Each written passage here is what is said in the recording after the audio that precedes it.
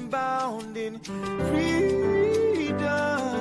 peace and unity. Hey, that's so. Arise, O compatriots, Nigeria call obey to serve our fatherland with love and strength and faith. The labor of our heroes past shall never be in vain.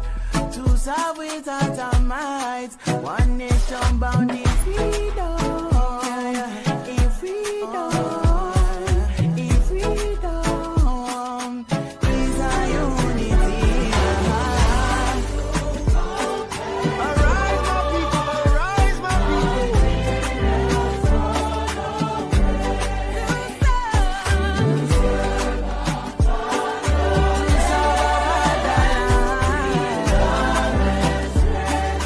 With love and strength and faith.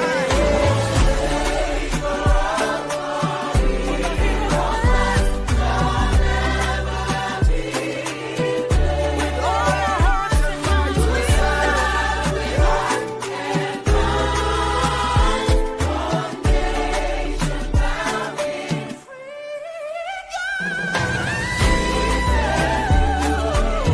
I'm about to go be down to the from Warri to Lagos.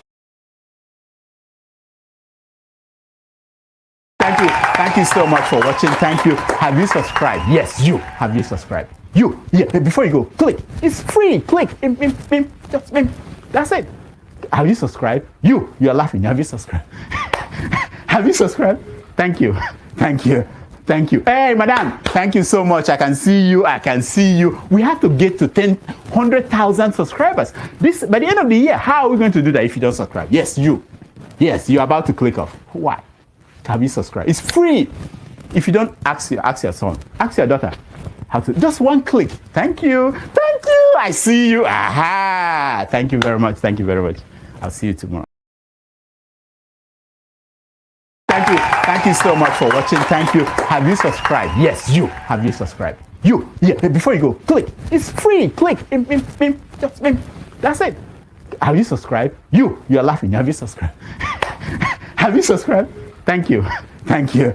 Thank you. Hey, madam. Thank you so much. I can see you. I can see you. We have to get to 100,000 subscribers. This by the end of the year. How are we going to do that if you don't subscribe? Yes, you. Yes, you're about to click off. Why? Have you subscribed? It's free.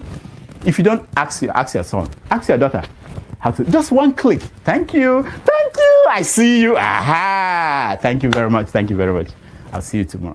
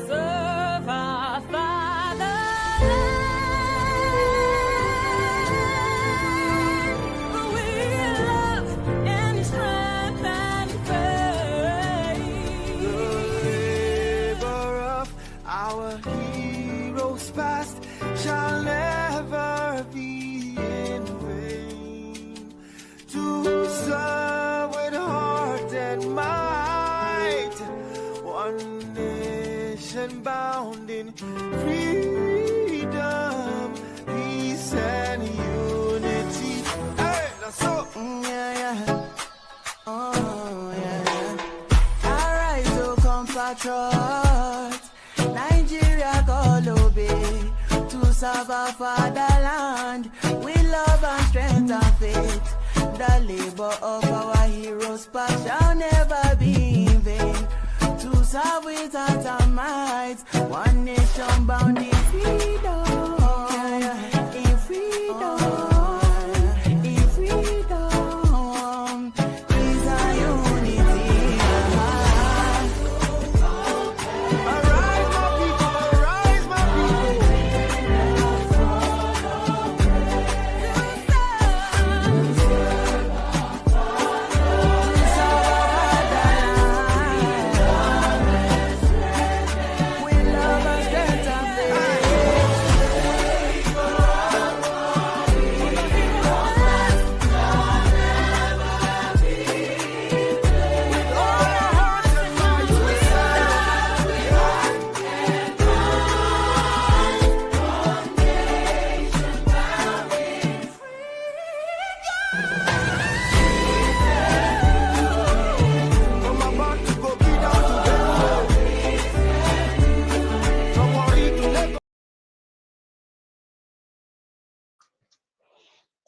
Good morning, good afternoon, good evening, depending on your geographical location. I am your host, aka Electricity.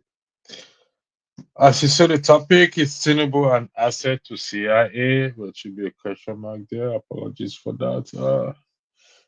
This is the story that's circulating on the social media around the globe, and it should not be taken lightly, not be disregarded. We have to consider the implications. What are the implications to these, to Nigerians, and to the continent, Africa, uh, particularly our already shattered integrity?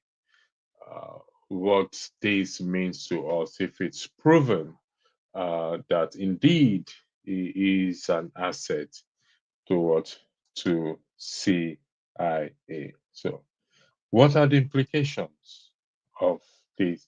What are the citizens, which is you and I, going to do about it?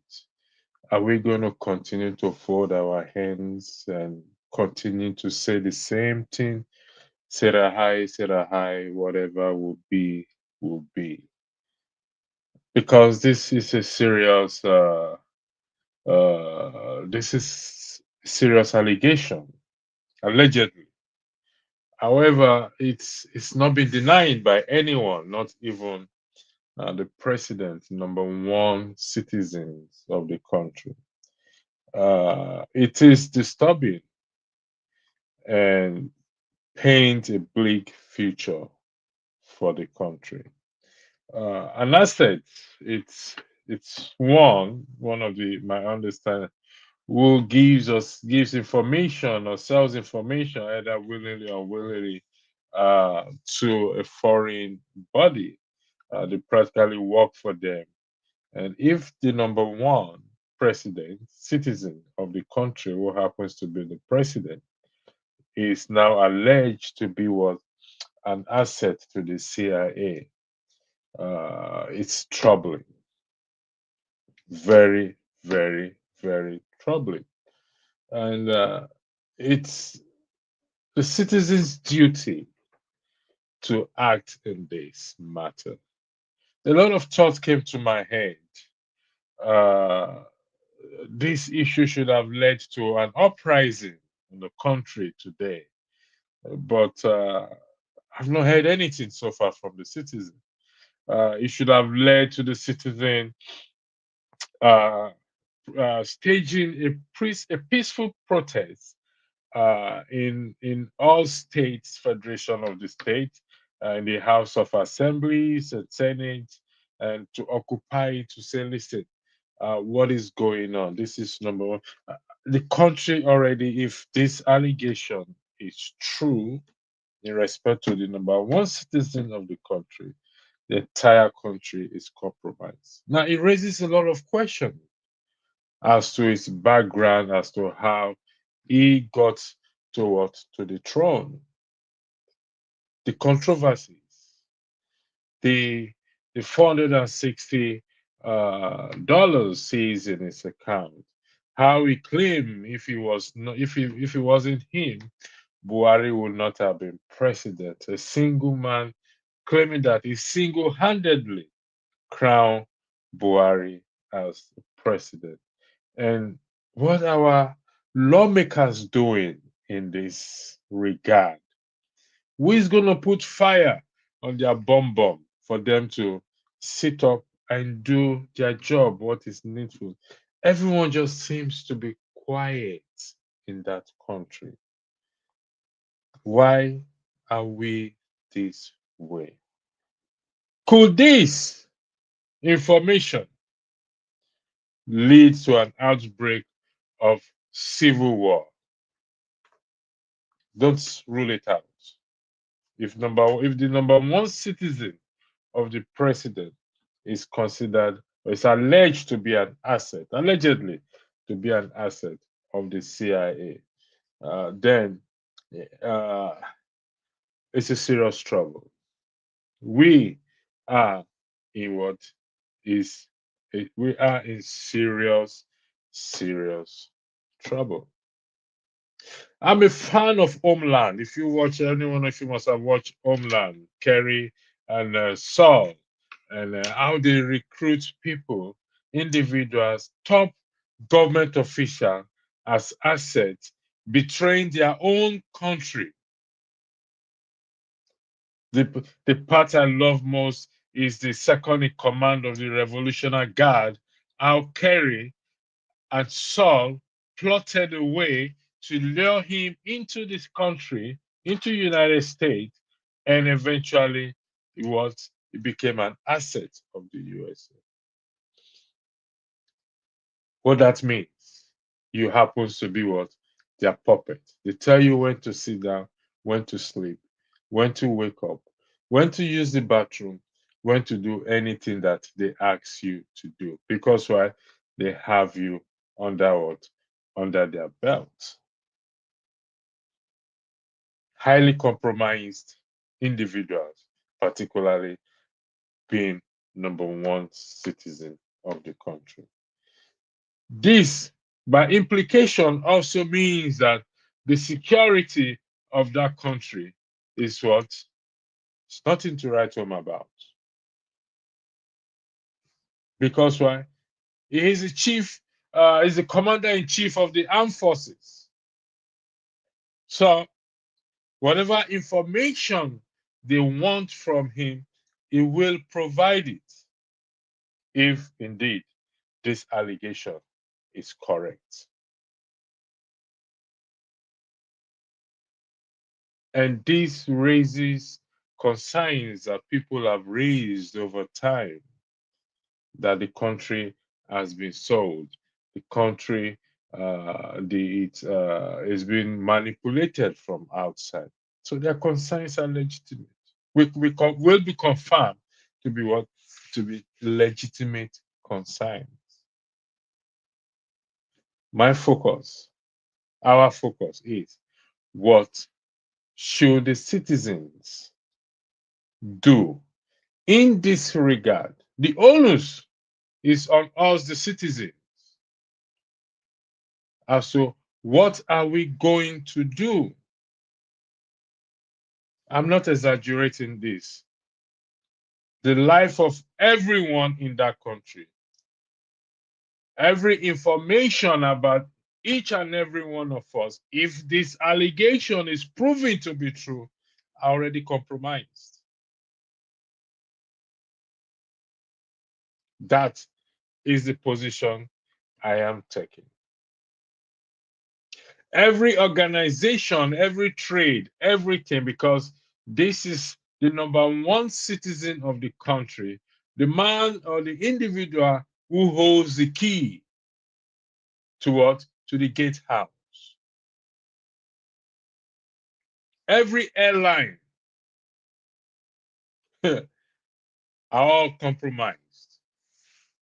Nothing is safe again. And we, the citizens, I have, besides social media and YouTubers and newscasters, the rest of the citizens, Nigerian citizens, are not aware of what is going on, nor the implication of these to their lives and properties. It's business as what? As usual. How can we be this? I don't know. I have to guide my language. Where did we come from? Why are we like this? How are we going to get what we want? A better country. That we heard such news and we fold our hands doing nothing about it. What are our religious leaders doing about it? Are they going to mobilize their members in protest to the state house governors, to the federal parastatals everywhere, local government chairman and everything. Nothing. Nothing. If you've never watched Homeland, I recommend you go watch it. If you've not watched Homeland, I recommend you go watch it and see the role of an asset.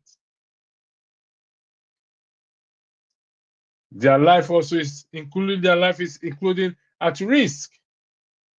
They sleep with one eye closed, one eye open. When the terrorist leader called Khan wanted the information of all the assets held by the CIA, and when he laid his hands on that document, they have to trigger an emergency call to alert all their assets, informants, to go on the ground because their life is at risk. But trust me, President Tinubu will not be killed because why? He is of use to them. Ladies and gentlemen, breaking news. I hate to be the bearer of bad news. I hate to be the bearer of bad news. If this information is accurate or proven to be true, then we are in in this problem. Only God knows how long.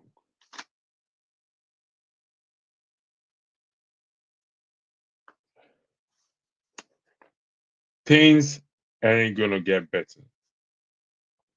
No English grammar, no IPOB, no Oduduwa, no Ogoni land revolution will change it except the people come together and what? And revolt. Because every aspect of that country is not safe. I hate to be, this is a part I never like to go. If this allegation comes out to be what? To be true. But so far, so good. I've not heard any government official, not even the president, denying this allegation. He hasn't come out to deny this allegation. Neither has he addressed the nation. And so, if these allegations, to refute these allegations, to calm the nerves of those Nigerians who are concerned, to calm the nerves that he hasn't done such thing. I've not heard it. Because if I am accused to be an asset of an organization, to be an asset of a country, my life is not safe. Even his own family, best friends, those who are his friends, anyway, they say best of the same feather flocks together. However, those who are close to him, businesses, connections, your information is not safe. Your information is probably out there. And that is why sometimes your businesses collapse. So, at this point, what are we, the citizens, going to do about this? Are we going to hold our elected representatives accountable, push for this matter to be investigated? Because as it is, even though it is an allegation, it falls under what? Under the premise of treason and what? An impeachable offense. What are the so-called opposition party? People like the Peter Obi and the Labour Party and the other candidates, the Showares and the articles. What are they doing? Everyone is thinking about 2027. If the president is alleged, if this allegation as it is alleged to be what, for every one of you should forget 2027 because it will be handed over to him. Everyone, Atiku, Showore, P2B, Labour Party, Prince Adebayo, every one of you, kiss 2027 goodbye. It ain't gonna work. Because why? They will maintain him there. This issue of subsidy is not ordinary. Removal of subsidy. It's not. What are the citizens? The focus is what? Is what? Is on this is on the citizens. Thank you, Okafor. It needs to be impeached and removed like yesterday. I hope our make-believe Senate and House will grow some spine to do the needful. That is the focus. But you see, again, I hate to be the bearer of bad news. The Senate and the House of Reps will do nothing except you and I rise up and challenge them and revolt against them. And what? And act and go on civil disobedience. I hate violence, but this is mercy.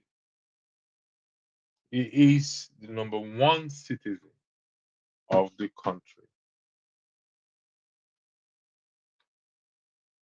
Edward Snowden, who betrayed the US government by trading information around to Russia. Only God knows whether it's alive or not. Recently, WikiLeaks was released because he had some information. We all know how many years he spent in prison. But if we have a roaming asset, an asset, I beg your pardon, that is roaming about in the country, traveling from one place to the other, the entire continent from Africa will what?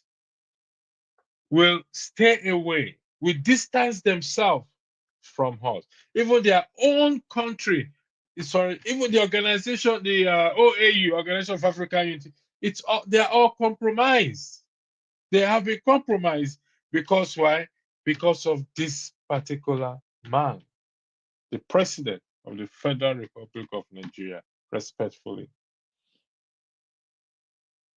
And here we have, sitting down, doing nothing about it.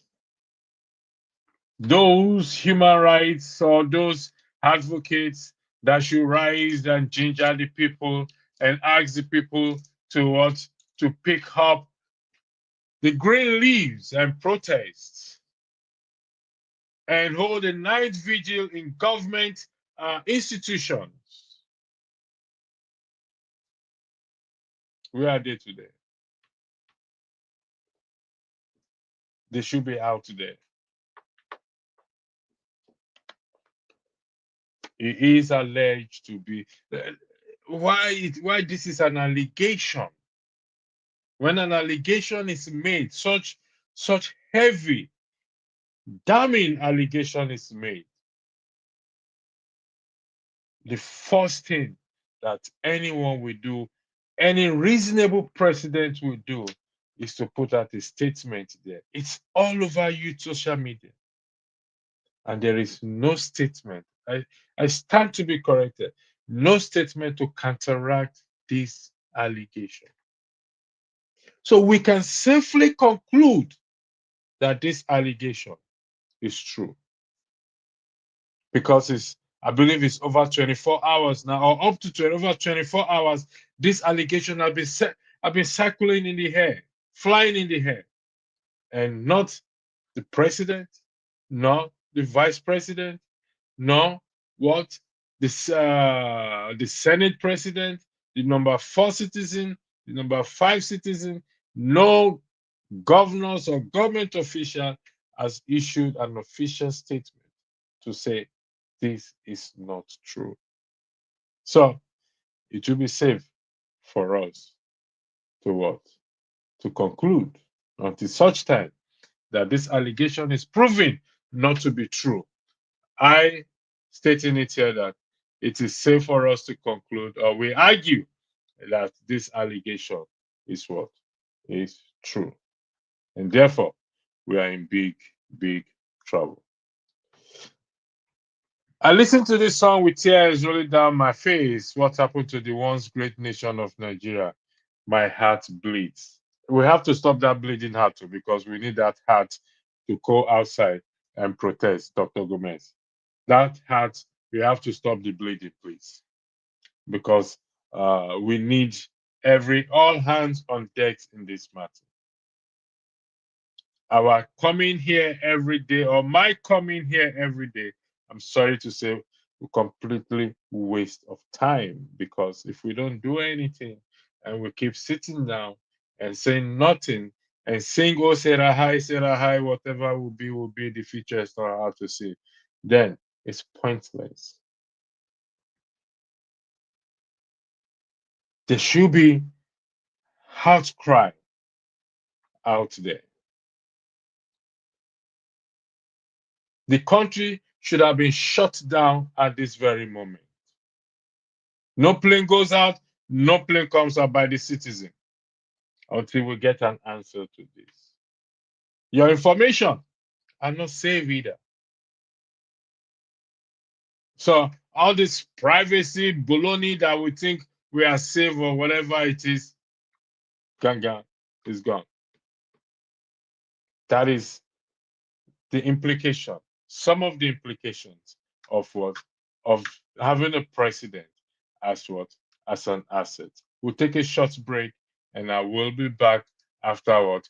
After this short break. The link is out there for those who wants to join us. Please feel free to join and come and weigh in on this matter. Thank you.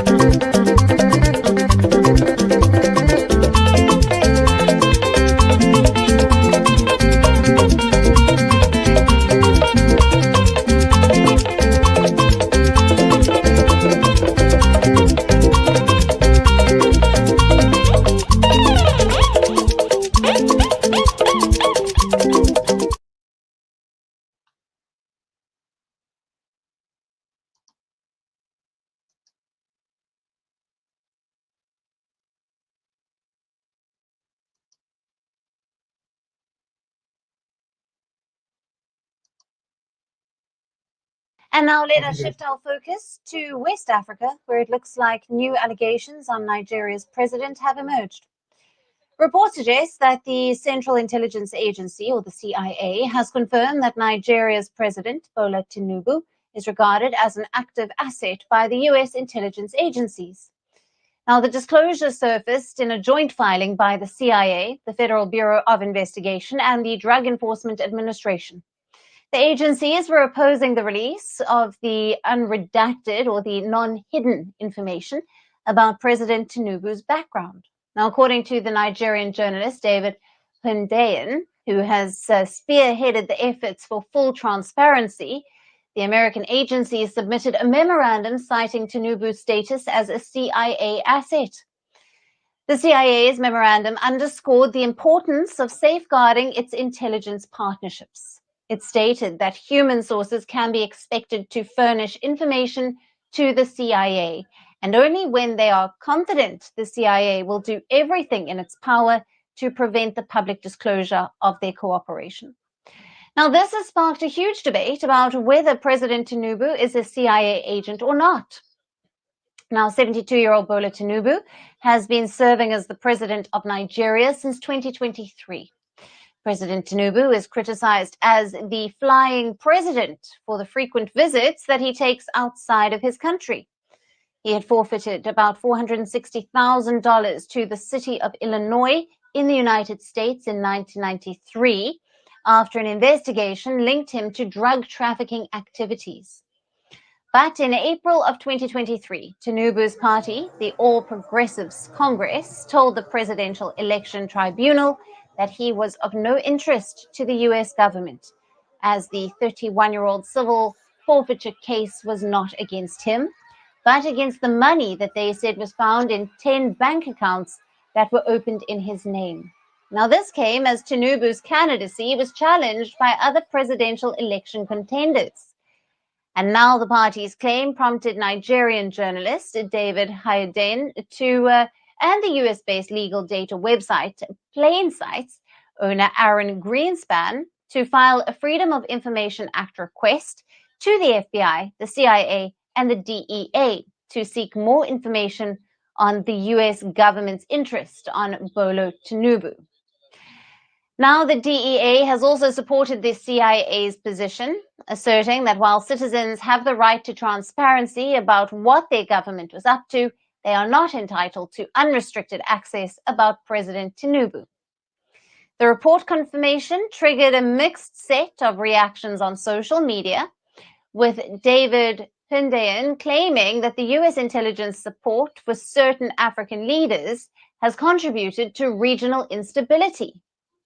Now, some users on social media platform X were quick to comment on how did one jump to the conclusion that Tinubu was an asset, while others criticized the US for installing a criminal as their country's president. And some even went a step further and called this as an act of treason. In response to the accusations on President Tinubu, his special assistant on social media took to X and dismissed the claims surrounding the president's alleged CIA ties. He called them baseless and tragic. But the stance of US intelligence agencies of not releasing information about President Tinubu, as well as the government and president's silence on it, has raised more questions than before. Oh Lord.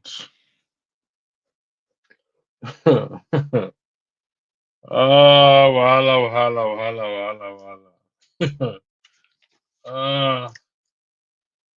Which way, Nigeria?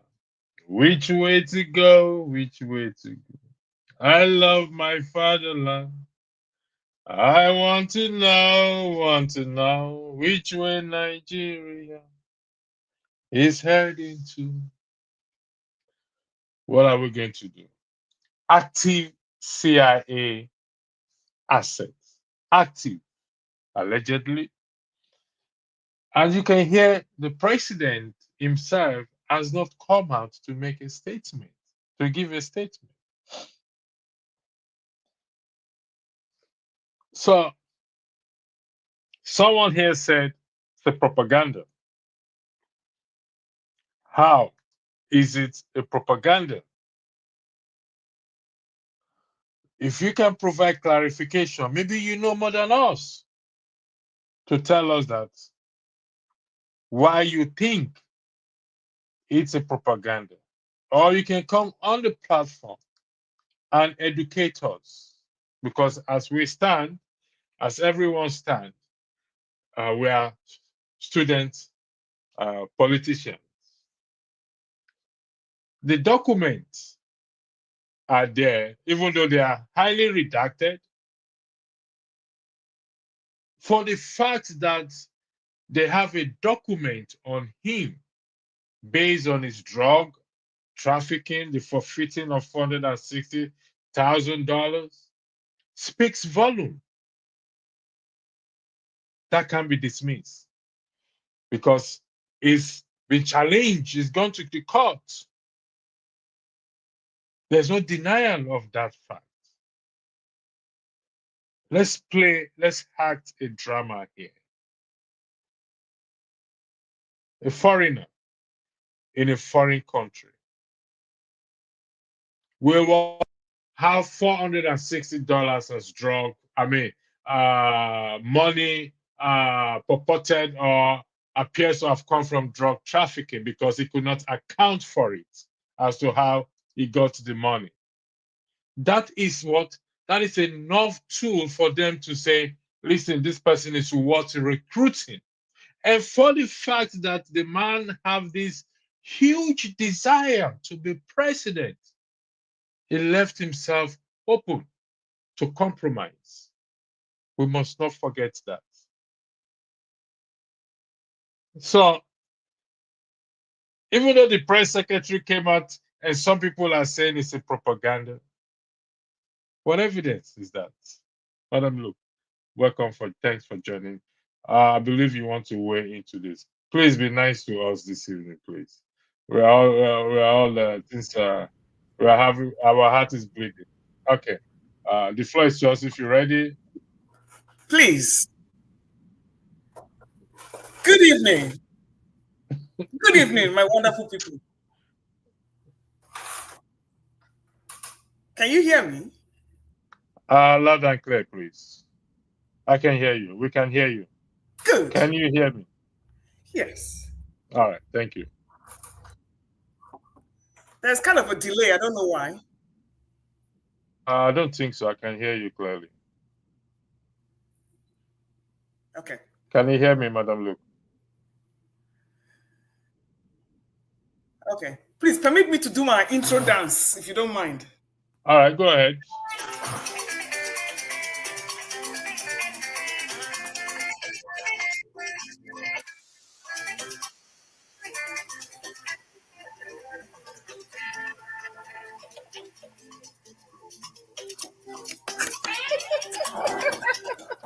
And to what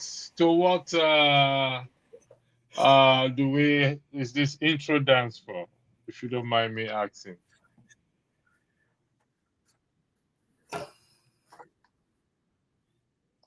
Okay, welcome, KJ. Madam Luke, it seems you really there's a delay. Thank you so much. Yes, Madam Luke, this is your intro dance. What brought me is I'll go back and come in. Yeah, please. Thank you very much. No, I think it's okay now. Give it a shot. Give it a try first. Let's see if it's still. Can you speak into your microphone, please? Yes. Okay. Yeah. Okay. I think it's better now. Anything to celebrate. I am. Yeah, you're awesome. The only place you and I disagree is on religion. So. So anything to celebrate the downfall of Nigeria, I'm for it. Anything to celebrate the downfall of Nigeria.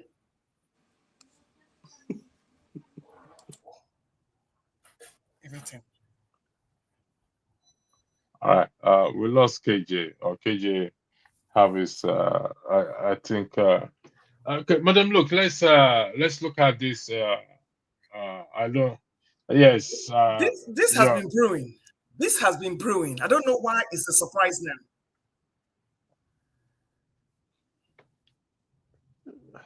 I think you frozen, Madam. Look, can you? I'll come back. I'll come back. You are being attacked. You are being attacked. By who? By the Nigerian agent, the CIA agents. All right. You just go out and come back, and thank you very much. Well, we heard the video, irrespective of our feelings on this. I'm lost for words. I have to be honest with you. I don't know what to say further in this regard. Uh, how we go forward with this, I don't know. But I strongly believe that the answer is in the hands of the citizens by way of uh, uh, calling for their representative and requesting for answer to this question. There should be town hall meeting everywhere in the country. There should be a town hall meeting. Call your representative representing you in your constituency and ask them for explanation. It is your right. It is enshrined in the Constitution for us to do this thing. Please, it's very important. The safety. Remember, he is the commander, is the chief commander in chief of the armed forces. Armed forces, the police, the air force, the navy, the army. He is the commander. So the security of the country, even though there has been question mark on the security of the country for a long time, but this alone, it's something else. Blackstone, welcome. Thanks for joining me this evening. The floor is yours, please, to weigh into this matter. Thank you. Thank you, Electricity. First of all, I wanted to call you today, but your number is lost on WhatsApp. It's due to the CIA issue. I just had to. This is CIA. I had to delete it because I wasn't sure. I have to protect my life now. So don't worry. They will have you. They will only buy you to their side. Don't worry. They'll buy me to their side. You won't make heaven for that statement. You just make now. As I bought your president. Anyway, nothing new under the sun. So this is who we are.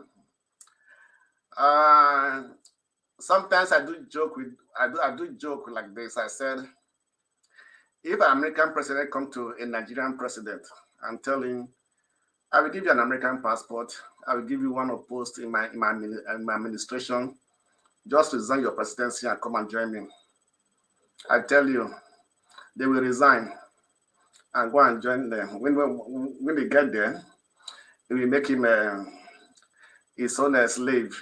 And say, you are a stupid man. So that's how we sell. That's how gullible our people are. Our politicians actually. That's what they are. So they can sell their country for anything, right? And you know the issues with this CIA being American secret agent and everything. Once you get in there, once you have signed, you have joined them, you can't leave. And after they have used you, they will destroy the person. You have no say. You have no more right over your life. And we know what many people have been a part of this. Osama bin Laden was one time American agent, and many other leaders like that. And we know what happened to them. We know what they used them to do, and they dumped them. And if they try to rebel against them, they destroy them. So this is a very big surprise that You know, during the election last year, during the campaign last year and everything, some of all these things were, at least if we actually want to listen to people who were talking about Tinubu, was actually saying Tinubu, nobody knows about Tinubu, nobody knows who he is, his identity, so on and so forth, you know. I wish we were able to listen very well and follow these informations. We will maybe probably have an idea who Tinubu really is. But because of tribalism, my people, this and that, nobody doesn't just care about what was coming out about Tinubu. And today, this is CIA, the three agencies in America who have come out to say it is our assets, so we have nothing to do about it. So that means that they have not they haven't finished using him to do what he wants to do. So for me, it is time for the Nigerian, like what you were saying, the house, the parliament should rise up, and they can't do him anything. They can't do him anything because those people have become a puppet. The best they can do is pay them off, and they start defending him. And do you know, since this story broke yesterday, because I had this first time yesterday, since yesterday, no Nigerian news media have carried it. That's how bad the country is today. Nobody can speak about Nigeria, about what is going on, about the truth. The Nigerian media, no newspaper. And it's surprising most that they are criticizing other countries' government, or they are criticizing other presidents, and so on and so forth. But our own president, nobody can stand up and talk against them, apart from these so-called social media platforms who don't even talk directly, but just talk around it. So I don't know what we are going to do. So I think everything's in the hands of Nigerians. They have heard it. Now they can believe and they will know who Tinubu is. And it's not even new. This has been, he has been with them for a very long time. And they have been using him to do what they want to do in Nigeria and probably in Africa. That's for the moment. That's this where I will stop at the moment. Thank you. Madam, look, if according to Blackstone, no news media in Nigeria have carried it, could we argue that most Nigerians are not even aware of it? Yeah, Madam, look, the floor is yours. Most Nigerians are aware. I don't think there's any set of people in this world that are more aware than Nigerians. But when you have a country where your rights have been taken away from you, if you come out to protest, you are gunned down. If you sit at home, you are gunned down. You have no justice. Upon all, you have weaponization of poverty. You are being taxed through every orifice of your body. You cannot leave the country. I mean, you are constantly blackmailed. What do you do? The difference between the United States has just voted in their own criminal. Everything was out there in the open. There was nothing that was redacted. There was nothing that was hidden. But the people chose to vote for their own criminal. Understandably. So, Nigeria is not the case. Things are hidden. The judicial system is manipulated. The electoral INEC is compromised. So we are not on the same footing at all. This has been going for a long time. Why do you think Chicago State University had the temerity to back this criminal drug lord up? Why do you think the FBI, they refused to bring out the files that they promised they were going to do? The files that they promised they were going to bring out for the public during the elections, that never happened. Why do you think INEC was complicit with this? This all has the backing of whatever powers that be, because they know what they're gaining from Africa. They know what they're gaining from Nigeria. This is the reason why you have the Sahel struggling so hard to liberate themselves. You have Niger, or Niger, you have Burkina Faso, and you have Mali struggling to liberate themselves. Now, Mali has cleared their debt. Do you even hear anybody congratulating them from Africa? Do you even hear anybody congratulating them from, because they are putting these puppet leaders to shame? Puppet leaders you have in Ghana, you have in Kenya, you have in Nigeria, back to colonialism. Now, I smell a conspiracy in this. Now, this is my belief, because when things come out like this, you know there's a force driving it. They want Shetima to come and rule. They want Shetima to come and take over. This is the plan all along. They allowed him to come in so he can answer that presidency for 1 year, loot as much as he can, settle himself, and he'll be booted out. And then Shetima will come in.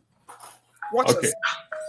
Madam, look, and Blackstone, let's go by this your argument that they want Shetima to come in. Could you clarify who are these they, please?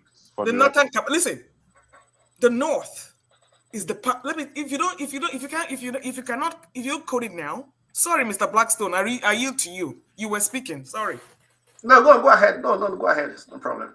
Everything has been ruled by the north. Anybody that the northerners got Jonathan out of there with the help of the West. Now the northerners are coming back. They hit Buhari. We didn't hear this kind of controversy from during Buhari. They will want to maintain that control. Especially now, Tinubu is agitating for taxation and the VAT and all those things. They are going to go after him because they know they cannot go through Akpabio, because Akpabio is Tinubu's right-hand man. They would have to go through another means, and it is going to be to start lobbying for everything they have on this Tinubu, so that way, they can have a kind of impeachment or whatever, and no vote of confidence, and install Shetima in. You watch and see.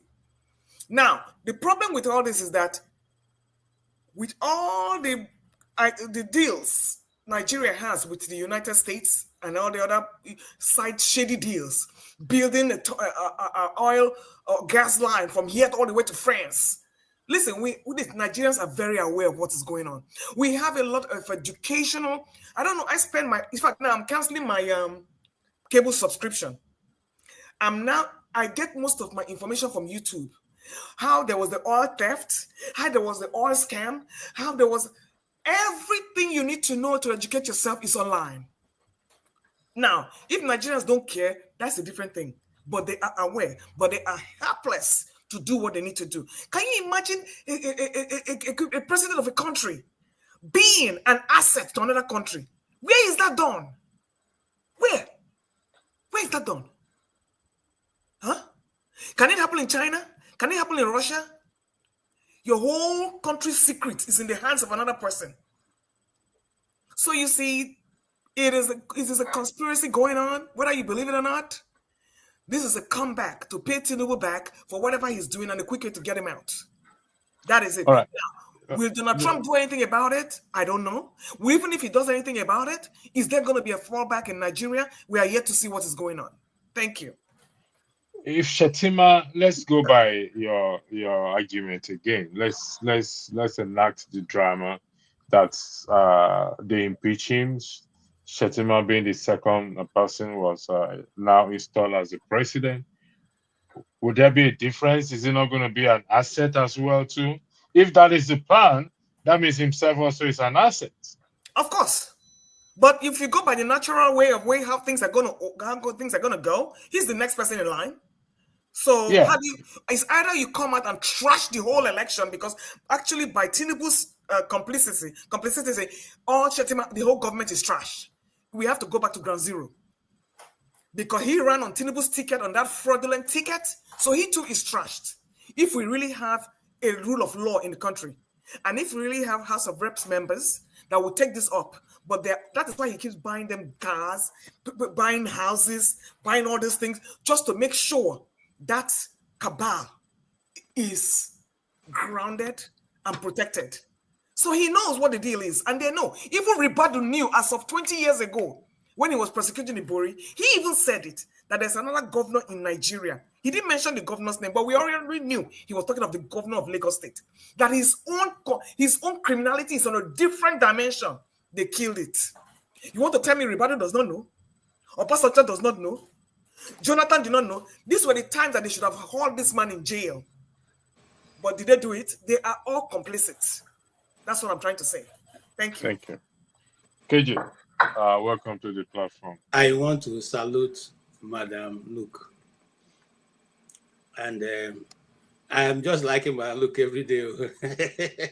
The only place where we will agree now issue of Christianity. But it's okay. Thank you so much for the opportunity, electricity, and my dear friend from the other side of the world, the Blackstone. Are you sure I'm still your dear friend? Yeah, my friend. You know, at this time, somehow the activity in the US is a little bit more. It's like it's doubled. So many things going on. So most times to find time is a bit of a challenge. But when the issue arises, we have to look for time. What Madam Luke have said is totally the truth. I'm beginning to think that, you see, the currency of transaction now in Nigeria is how much crime that you have on your slate. The more crime you have, the more position you are given. So if you have lesser crime, you have a small post. If you have a big crime, you'll be given a big position. And just like she said, Rubadu himself, with his own mouth, the videos are there online, talked about these individuals today who are now running the country, and he's serving under them. He's even the national security advisor, helping to keep them safe. What can we say? You see, the issue of Nigeria has become like a very bad okra soup. You don't know where to hold it from. You know, yes, you don't know where to hold it from. Any side you touch, you go draw. You touch this way, you draw. You go that way, you draw. Who you go hold? Who you go call? Say, come rescue our people. You know, it is difficult. And you see, someone was saying it's fake. This publication didn't come from the roadside, though. It came from the court. And just like on a court for Nigeria, they do anything when they like. In this place, courts don't do that kind of thing. And then 2-3 agencies cannot come together just to produce a fake news. Of what value is Tinubu to them? Nothing. So why would they also come to waste their legal system to try to put something in defense of a man who is of no consequence? The truth of the matter remains that those are race stories, those are truths, and you see that it was not only by virtue of just news. It's a virtue of the fact that that was a court proceeding. So I don't know. I thought that by now the networks in Nigeria would be going wild, but it has been swept under the carpet. Everybody going about their normal business. That's why I told electricity that my last I no go gree when I do now with Adam Shoshomole. After that, while we are busy in area 1, jumping up, shouting, "Hey, we're not going." He said Nigeria is coming down, blah blah blah. My friend, who was then serving as a journalist in the his former Soviet called me, "So boy, I think I tell this morning, say, look, just go waste your time. This will don't collect money. And I'm going to read to you verbatim what they are going to sign." And what he read to me was that they are going to tell the crowd, "Okay, today you have demonstrated, you have shown your your anger and all that. We have seen it. Oh, yeah, everybody go to your house. Tomorrow morning, we'll let people know whether we should continue or not. Go, if anybody does, we go back to history and look at that, the release of that news." And that was where I just decided that, this thing is really, really, really, those who say Nigeria is a scam, it's totally a scam. Nobody's risk. Here is the thing now. Yes, we can't dismiss what everybody has been saying. Nigeria is a scam. Nigeria has been captured. We can't, at this present time, we cannot dismiss it. So to each of you, I'll give you 5 minutes each as to what should the citizens do, because I'm focusing on the citizens. Because if all those government officials have been compromised, lawmakers, nothing has been, we've not heard anything about them. From what I highlighted, no national TV station or radio station has carried it. So it's a well-organized thing. Instruction must have been passed on them to them not to raise this thing up. But thank God for social media, for people like us who come here to talk about it, because they cannot stop it. What is it doesn't matter what solution you are preferring. No solution is wrong right now. Please, no solution is what is wrong. Every solution is right. We only pick the best out of it. The ones that will not involve loss of property and life, if possible. So I'll start with Madam Lo. 5 minutes to present your argument. Also, what in this listen, let me say this. Let's be honest with ourselves, Madam. It doesn't matter what side of the aisle you are. Whether you are for IPOB, you are for Dudua, you are for this, you are for that, you are for this, you are for that. Every one of these entities, I can say this from where I'm standing, are equally compromised. I have to be honest. We have to be more honest. The truth is bitter. Let's hit the hard truth to it. Every one of the, because the let me use the word allegation is that the president, the number one citizen, is an active asset. Active meaning it's still being used. There are assets that are no longer active. They don't have need for them anymore again. They grade them grade 1, grade 2, grade 3. Grade 1 is the lowest, grade 3 is the highest in the CIA from what I read. I may be wrong. So nothing. Because why I said it is they can plant anybody into any system. Either it's IPOB, either it's Odudua, Ogoniland, this and that. So it concerns every one of us. So saying that we should rejoice that Nigeria is gone, indirectly saying, pointing one at the other, and 4 is pointing back at us. Madam, look, your time starts now. You have 5 good minutes. Make your argument. Thank you very much. Thank you. I don't know. Let me so I can see properly. Yes, it doesn't matter what side of the agitation in Nigeria you're for. And it doesn't really matter who you put there. There's always going to be some kind of compromise for our Nigerian government because it has always been that way right from our independence. So we are always the weakest link. Why do you think Tinubu emerged as the ECOWAS chair or whatever it is? Do you think it was unintentional? Listen, Africa never had independence. They never did. That is why you have this Pan-African sentiment springing up and down the whole place.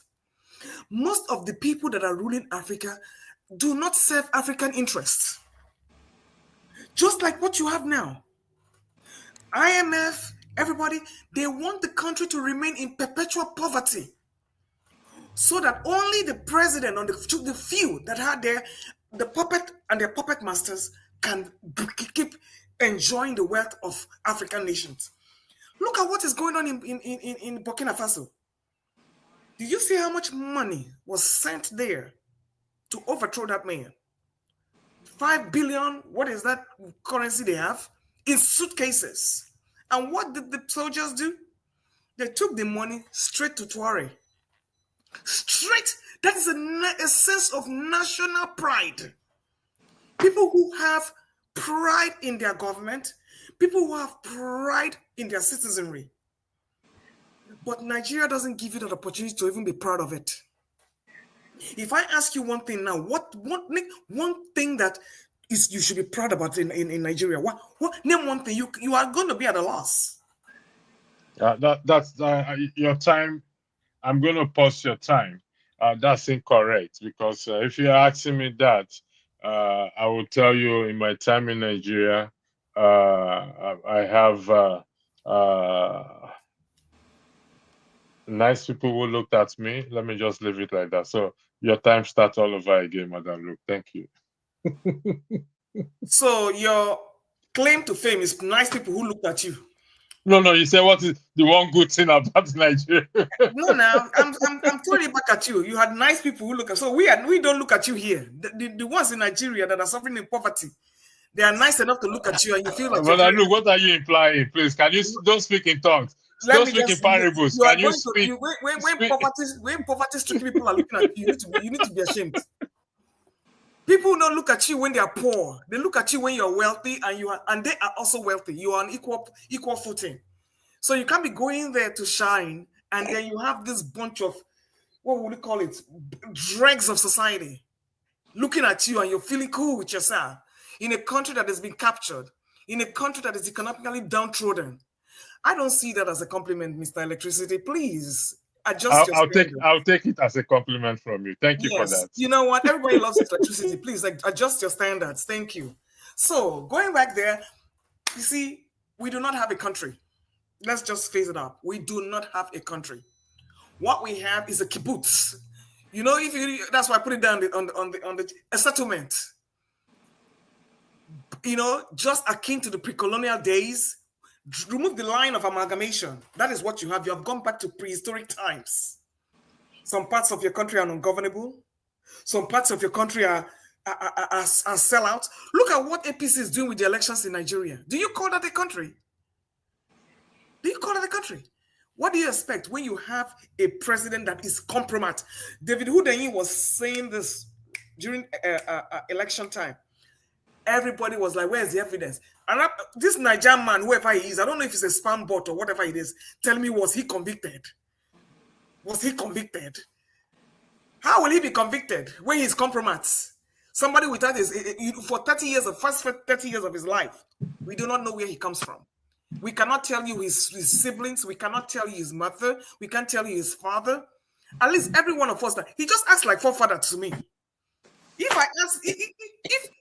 I ask every one of you to go and point to your villages, you can do that. You can do that. But Tinubu has nowhere. He doesn't have anywhere to go to say. All he knows that he built Lagos. Lagos that is smelling of sewer and about to be taken by erosion anytime from now. The dirtiest capital of the world. That is his claim to fame, that he built Lagos. Lagos to do what? To be a congested, filthy, and dirty city. Who develops one part of Nigeria without developing the rest and keeping all the others out of the economic hub? Is that the mark of a good leader? And they're not to talk of the bigotry that he promotes. The bigotry that he promotes. Now, I'm not going to say he's the only one running Nigeria by himself, but if Nigeria is captured, we are back to the slave trade era. We sold our brothers and sisters then, and we are still selling them now. There is no difference. Thank you. Thank you, Madam Luca. Blackstone, the floor is yours. You have 5 minutes, please. Thank you. Thank you. I believe that there's a solution to every problem. There's no problem that doesn't have a solution. If only we want to actually find a solution to the problem. Actually, when we talk about Africa and they try to put the blame on the Western world, we have to realize that the easiest way for your enemy to get to you is know your weak point. And the Western world knows that African people weak point is money. You can always easily buy them with money. If any person now want to deal with KJ now, you know KJ friend, his best friend, when they eat together, and most of that person like money. You don't give him money now. I bet deal with KJ for me. For you know, you don't put something for your food when they eat together. So that's what it is. So I'm not blaming the West for what they are doing. I blame our people. Until we realize that where we are at fault, where we are selling ourselves out to other people, to other nations, that is when we can be able to find a solution to our problem. Every country, every human being like money, But Nigerians love, Africans love money. That's why the Bible says the root of all evil is the love of money. So that is why if you see every president or that have been killed or have been overthrown, you know that there's underground dealing with one of his closest friend or closest person in his cabinet. But at the end, we still blame the Western world. So if I can buy anybody to destroy my enemy for me, I will do it. Or try to destroy something for me to infiltrate or get what I want from that country. They will do it. So this is African biggest problem. And we are not woken up to say we have to discipline our people. Today, lack of discipline is one of the biggest issues in Nigeria. The two major organs that make a country to stand, make a strong entity, is the executive and the judiciary. In Nigeria, those two organs are totally zero. If the court, the lawyers, the judges cannot uphold simple law, cannot defend the constitution, they can be compromised because of money, then they are not worthy to be a judge. The executive are supposed to uphold the law, to implement the law, to put the law into work. The police, the military, and everything, they are all zero. It's like a rotten organ. So how do we then expect? Somebody was telling me that he knew a friend who was an armed robber. He knows this is a guy, this is an armed robber, well-known armed robber in his village. After some few years, he saw him with on a police uniform. Then how do you expect that one to uphold the law? I would expect that not give his own weapons to criminals to steal and sell his right to protect the citizens of Nigerians. So at the end of the day, let's blame ourselves first of all. We are our own problem, not foreign country, not other people. We have our problems. So if I want to, in fact, for me, at this time, I have put forward two ways to deal with all these problems. One, if at the moment Nigeria, in fact, there's no, the labor union is dead, that be compromised. I think the first thing they should do is that if they can have what they did to Jonathan, let them bring the country to a standstill. If they can do that, at least for 2, 3, 4 weeks, let everybody sit at home, no work, every shop should be shut down. Tinubu will be on his knees begging the people. And number two, I say that every politician, people knows where their resident is. People know their business interest. If you begin to destroy or begin to burn their houses, their business interest, they will know Nigerians are ready. But at the end, we are the ones also still praising the ones who are killing us. That's also still singing their praises when they are eating our money. That's also still praising them when they are doing the wrong thing. So how do we expect that nation to be good? We know, I said it yesterday, the first day, that Nigeria started going down from the 80s. It's like we were sleeping when Nigeria started deteriorating. No more family value, no more morals, everything. And we think that when all these things decays, when we lost all these values, our nation will be good. It will never be good. A nation where people have no value, people have no value, no that cultural family value anymore. The country is dead. And if the government cannot input that value into their system, in the schools, in the public places and everything, don't expect that country to be a good country.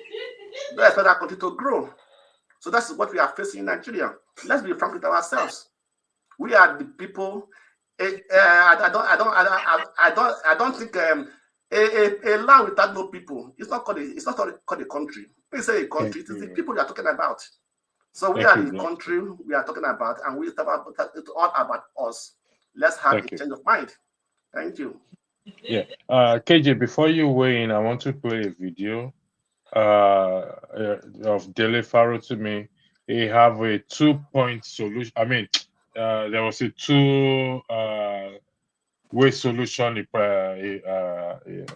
Is a solution angle he provided or he suggested, but he picked on one. And there's this proposal to have a sit-down home on the 3rd of December. I stand to be corrected if I'm wrong by the date. But I need to play just about 2 minutes. The section I want us to listen to is just about 2 minutes into the video. So let me just present it, then I'll come to you, KJ. Just 1 second. Share.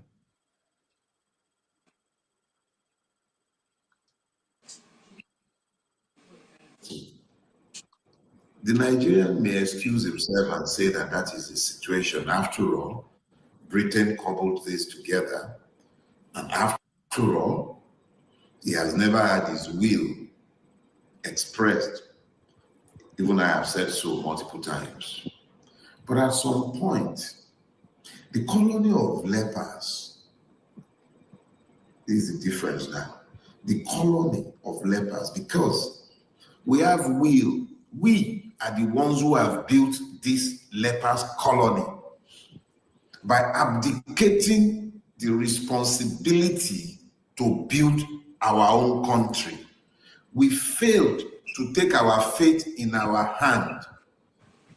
We have built the lepers colony. I see you, Treasure, hold on. I'm getting there. You say, what's the solution? The solution is clear. The solution became even clearer after the death of my friend, Adeshina Ogunlanu. We are all creatures in time, and we must identify that which has been given to us to do within a specific time span, your lifetime. Play your part. What's the solution? Find a country. How do you find a country? Take responsibility for your lives. I have heard people talking about waiting until 2027. I don't know what we're supposed to be doing in 2027 that we did not do in 2023. Yeah, we probably would have more time, but nothing would change. For as long as INEC is INEC, our courts remain our courts, and we do nothing but wait until 2027 for something to change. We have the lepers colony, but there is a colony of lepers. The colony of lepers is the one that the lepers, recognizing the limitation that they live with, they are constrained, they recognize it, and then they figure out a way to come out of the mess they are in. And the way out is very simple. One, you either pick up the gun, which many people have variously advocated, or you take the other path, which is the one I have always advocated, non-violent. But non-violent should not be equated with cowardice.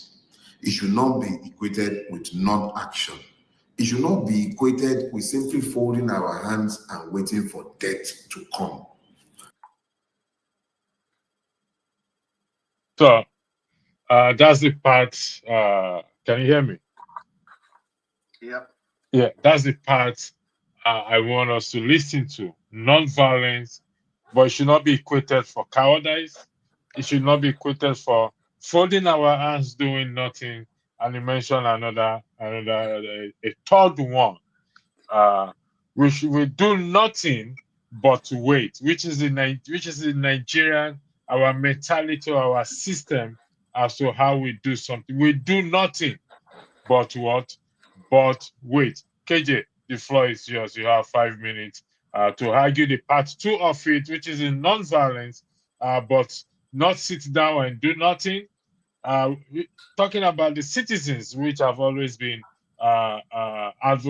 clamoring on or hitting on that. It's in our hands, regardless of which side of the aisle we are. Thank you. Thank you so much. And I want to start from your nonviolent approach. I particularly do not think that is going to work for many reasons. In Nigeria, we are practicing nonviolence. The days of Adakaboro started with, first of all, nonviolence. When he saw that nobody was listening to him, he escalated. Even though eventually he was termed a criminal, but he started from non-violence. The days of King Sarowa, he started with negotiation, non-violent. He even discussed with the authority. He had the listening ears of those in power. He told them what the South people needed and how the Ogoni people should be treated. But eventually, alas, he is not here with us today. Non-violent produced no result. Rather, if King Sarowa wakes up today and sees Ogoni land, what he was fighting for at that time, and sees what it is now, I don't think he will wake up and die again, because he will say that this is not Ogoni land, because he was practicing non-violence. Non-violence have been practiced in many forms in Nigeria, and I'll go to the Middle Belt. People like Solomon La and Aminu Kanu and J.S. Taka, all of blessed memory, all practice non-violence. They believe in discussing, having very useful negotiation. But the power that be never gave them the light of day. And today, they are no longer here with us. Non-violence, I can go on and mention many people who have used the non-violent tactics, both in Nigeria and outside of Nigeria. Nnamdi Kanu didn't start as a violent person. As a matter of fact, Nnamdi Kanu was defending the Nigerian Federation until he saw that these people are not even ready to move forward. 2 days ago, I was reading an article by Emeka Anyoko, who used to be the Secretary General for two terms in Nigeria, in Commonwealth, and saying that Nje Gabriel will not be able to change Nigeria with the kind of constitution Nigeria has right now. So we are talking about people who have been non-violent movers. I'll give you another example. When Obitu Kiwe said Nigeria is not supposed to be a member of IPOB, he was being non-violent. But today, we're not only a member, we are attending the conference and we hold a chairmanship position. So I don't know what other non-violence you want. Do you want me to go ahead? Fela was practicing non-violence till they beat him and kill his mother. Okay? And the non-violent today, all of them are not here. So no, Kosi was singing when we were young, Which Way Nigeria? That song you were singing earlier on. Yeah, okay. I sang this. I sang this song earlier. To be honest, it's crazy, man. He has been singing. He sang until South Africa got freedom. And look at what South Africa is today with the black people. And what we who were singing, in my primary school, I can still remember, we were asked to bring one kobo. One kobo, this was, okay, I don't want to tell you the time, but it was not too long. We all donated, every primary school person at that time in Nigeria, the late 79, 80s, we all brought money to come and donate to free South Africa. Okay, South Africa has been freed. We are not even remembering apartheid again. We are still here discussing what happened in the 1966. The same people who helped to free South Africa. We went to Liberia, to free Liberia. Today, Liberia is moving as a country with no violence. They have even forgotten their war. We are still there practicing it. It's not violence. Sierra Leone, we were there in Sierra Leone. We rescued Sierra Leone. Today, Sierra Leone is moving as a country. Everything is going on well. They have even forgotten their war. We are still practicing non-violence. My brother, I will still practice this non-violence. That's why some of us, just like Dele said the first thing, we took the option. You understand? So it's not going to change. Read my lips. The oppressor, it has never in history been seen to have handed over to the oppressee, or whatever that is called. It has not happened anywhere, any part of the world where people have been oppressed, and then one of them just got up today and say, okay, we no longer want to oppress people now. Oh yeah, let us be at the same level. If you want to doubt me, the system in the northern Nigeria is called the Tawakalas and the what? The rulers. If you're a Tawakala, you continue to remain a Tawakala. So it's not going to be one day you wake up and you want to become the Emir of Kano. Where are you coming from? So what am I simply saying? If we continue to remain in this system and respect those who are criminals and thieves amongst us, who are stealing the people dry, there's a video that is trending. Maybe we'll discuss this on Friday, on Saturday. A minister, not even the governor, okay, was busy telling the people, the citizens of Nigeria, that, Madam, you are insulting us. You are insulting us. Because the woman was putting a tough question to him and insisting for a good answer. And then before he said this, he says, somebody come and look at all the police people. They are rushing to go and hold her and drive her. That is the mentality. Even the oppressed is following to oppress. You know, let me tell you one thing I came up with. Sorry, I'm taking too much time. In Nigeria, I realized that it is the poor that even oppresses the poor the more. So if they want to oppress the that's poor, correct, yeah. they go The poor is bring, more oppressing the poor. yes, they go bring a poor policeman who should now oppress the woman selling akra in the streets. They will beat you black and blue, forgetting that they are coming from the same region, the same area. They are the same position where you are. When the Oga finishes using you to beat your fellow poor person, he will jump into his government-bought SUV, go to his government-built house, sleep on his government-bought bed, eat the government-made food, and the next morning he will wear his government paid-for cloth and go to government office where he will continuously to use government money to entertain his friends and his whatever, read government newspaper, okay, go for government break, okay, and you will continue in the cycle of poverty. Tomorrow they call you again, you go back and beat another poor person, and you go home happy. You see the way I slapped that man. He was trying to prove I slapped him. That is what is going on in that nation. KJ, I will give you 1 minute. Your argument is the non-violent will not solve the problem. I'm giving you 1 minute to tell us what you are proposing. No solution is off the table, is bad. We just have to. You see, what will be my suggestion will be for you see, what is going to be the solution in Nigeria is not going to come by printing posters and holding banners and walking the streets. It's not going to be an unorganized orchestration that will bring about a change in Nigeria. If you are thinking that it's going to come from somebody, because if you ask the people to go to the streets and sit on the streets, after a while, some people will say, leave them. Now God put them there. God will remove them. God will do this. Let us wait. 2007, no be just 2027 day by the side. Everything will soon come out. That is how but that's what Dele Faro to me is saying here, that we do nothing but wait. Let me give you a background of what he's saying. 4 lepers, 2 Kings chapter 7. There was famine in the land, which KJ you should be familiar with. And this famine is affecting everyone. So imagine the lepers who already are kind of the society put them in one corner. And they took a proactive action.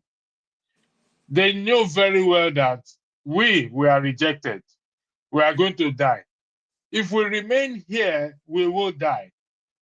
If we go in paraventure, we may what? We may find something or get help. And there's famine all over the land.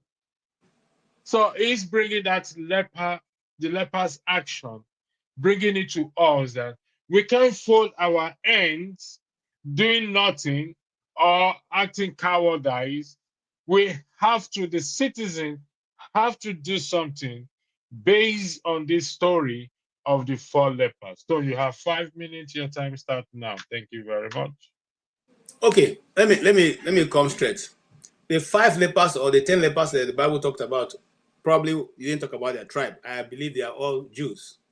Now, No, let me give Tone the floor first, then I'll come back okay, to you, KJ. no, Tone, I'm going to lose my turn. Just Tone 1 minute, and I'll remind you the 10 lepers. No. Don't Let me worry. just 1 Okay, minute, and go I'll be ahead. off.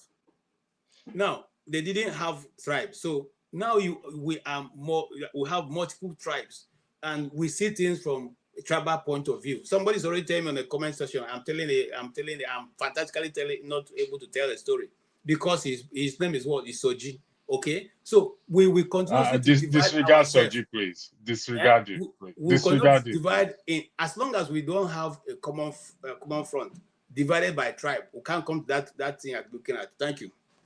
Okay. Yes. As long as we are not divided by tribe. But what we have to point out is what he's trying to point out is that the lepers, the 4 lepers, are suffering the same thing.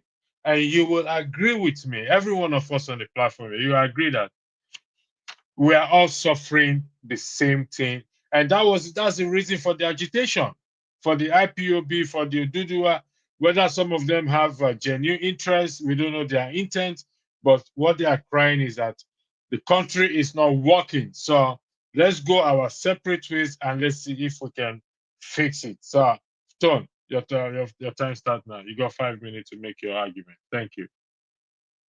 Okay, As to hi. the solution, please. Yeah, hi, everybody. Good evening, good afternoon, good morning. Right. I don't know where to start. We are in a mess. That's the truth. Saying that Tinubu is an asset. It doesn't sit well with me. I know Tinubu is a criminal, but he's not sharp enough to be a CIA asset. Do we know what an asset is? Let's just ask ourselves. Let's break it down. An asset simply means a mole that gives the spy agency of a certain country information to infiltrate that country. That's just what an asset is. I don't think Mr. Tinubu is that smart or has access to such high-level information. Yes, he's been in corridor powers, tried to flex, got in as a senator, and then made it to governorship, and now he's rigged his way to be the president of the Federal Republic of Nigeria. But I don't think. I mean, the US, they're just whoever that is sitting and that is obstructing, they're telling half truth. That's my own opinion, and that is why I'm quite happy that Trump will soon be taking over. All the criminals and dodgy characters that are running very sensitive posts in America will be sorted out. So Trump, Tinubu being being us being told that Tinubu is a CIA, I'm not buying that. He's not smart enough to be a CIA asset. That's me. That's my own opinion. And what's the way forward? Okay, let's just say we have assets. Even if we start talking about assets, I'll go back about. Okay, I'm just calculating my age now. I'll go back about 40 years ago. I would say somebody like if they say someone like Moshood Abiola was a CIA asset, I would say yes, very, very high likely. There are some 1 or 2 names that were even personal friends of my dad. They used to come around the house. I believe they were kind of connected. So I don't think it's one of those excuses they're just giving us, but the truth will surely come out. It's not the end of it. It's not the end of the story. Now, whether be it, let's just try and agree with them. I'll go on the other side. Let's agree with them that Tinubu is an asset. What are we going to do about it? Our destiny is in our own hands. KJ was just analyzing people have gone on in the way of peaceful and all that. Then, if you want to go violence, my own, anywhere where we say make we flow, I day for it. If you want to do violence, do it properly. Don't do it as a terrorist. And that was why I was hard on Samuel Ekpa the other night. That day or the following day, either that night or the following night, the the military wing of IPOB murdered soldiers, and yet we'll be asking why do we have all these checkpoints in Southeast? Let me we talk true now. Why can't we have checkpoints when people, young men, will go and murder soldiers? Those soldiers are human beings like you and I.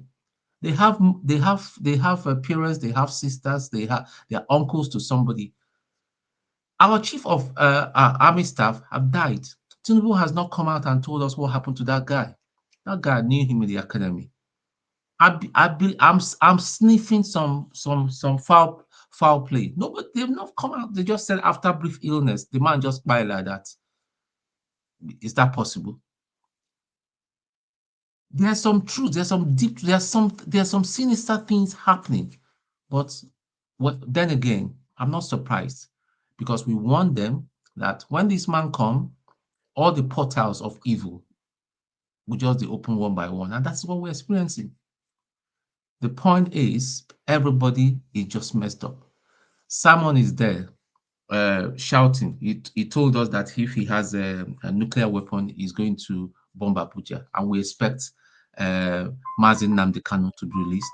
We're just giving them ammunition for them to hold on to him. Thank you very much. As far as I'm concerned, the only legitimate head that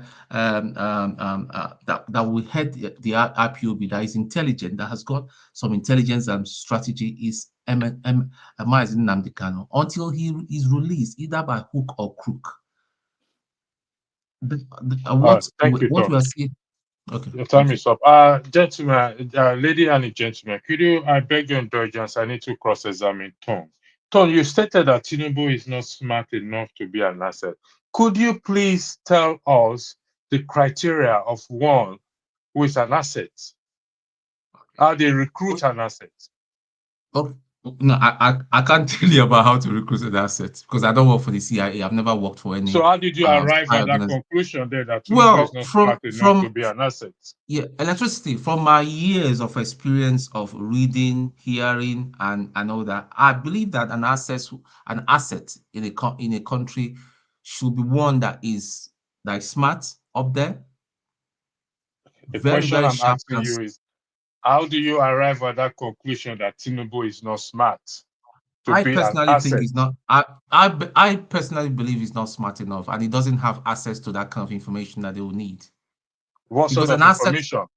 An asset provide information. Okay. And he is the president, the number one citizen of the country. He has access to, if he doesn't have it at his fingertip, he has the power to request any information in that country. He has Ribadu as well too. How did you arrive at that conclusion? That is a question. Okay.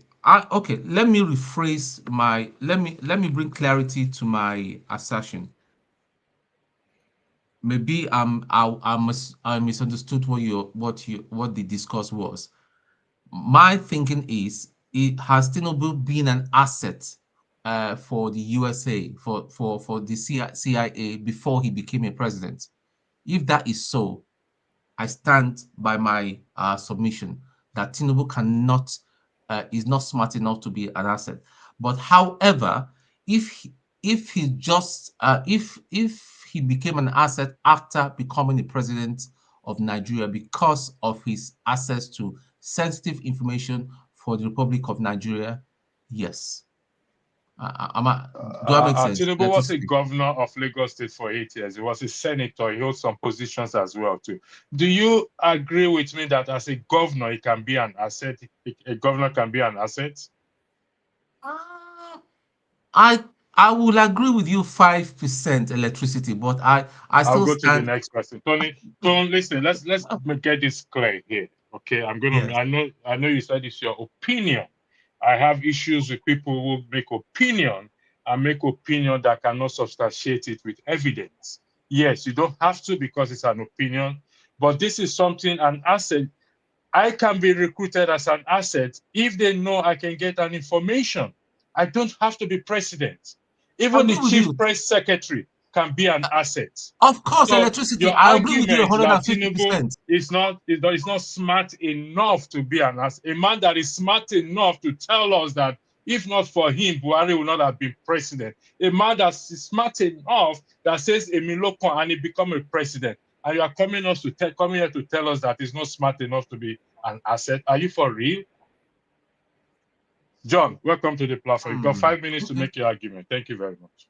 Oh, thank you so much. Beautiful program today. So one part I disagree with Tone. It's about the assets part, right? They say foolish people in large numbers are very powerful. So no matter how smart you are, leave Hollywood movies we watch. An asset can be anybody. They can use anybody as long as you are ready to sell your people or get information, as electricity said, right? That backs the claim that US is making. So I trust that. Sorry, John. I do apologize. Electricity. Can you Oh, ask you cannot Pansa? interject. You can't Can you ask interject, Pansa? please. Can you ask Can you Pansa to take listen, back Ton? that? Ton, listen to me, please. If you interject again, I take you out. With due respect, do not interject.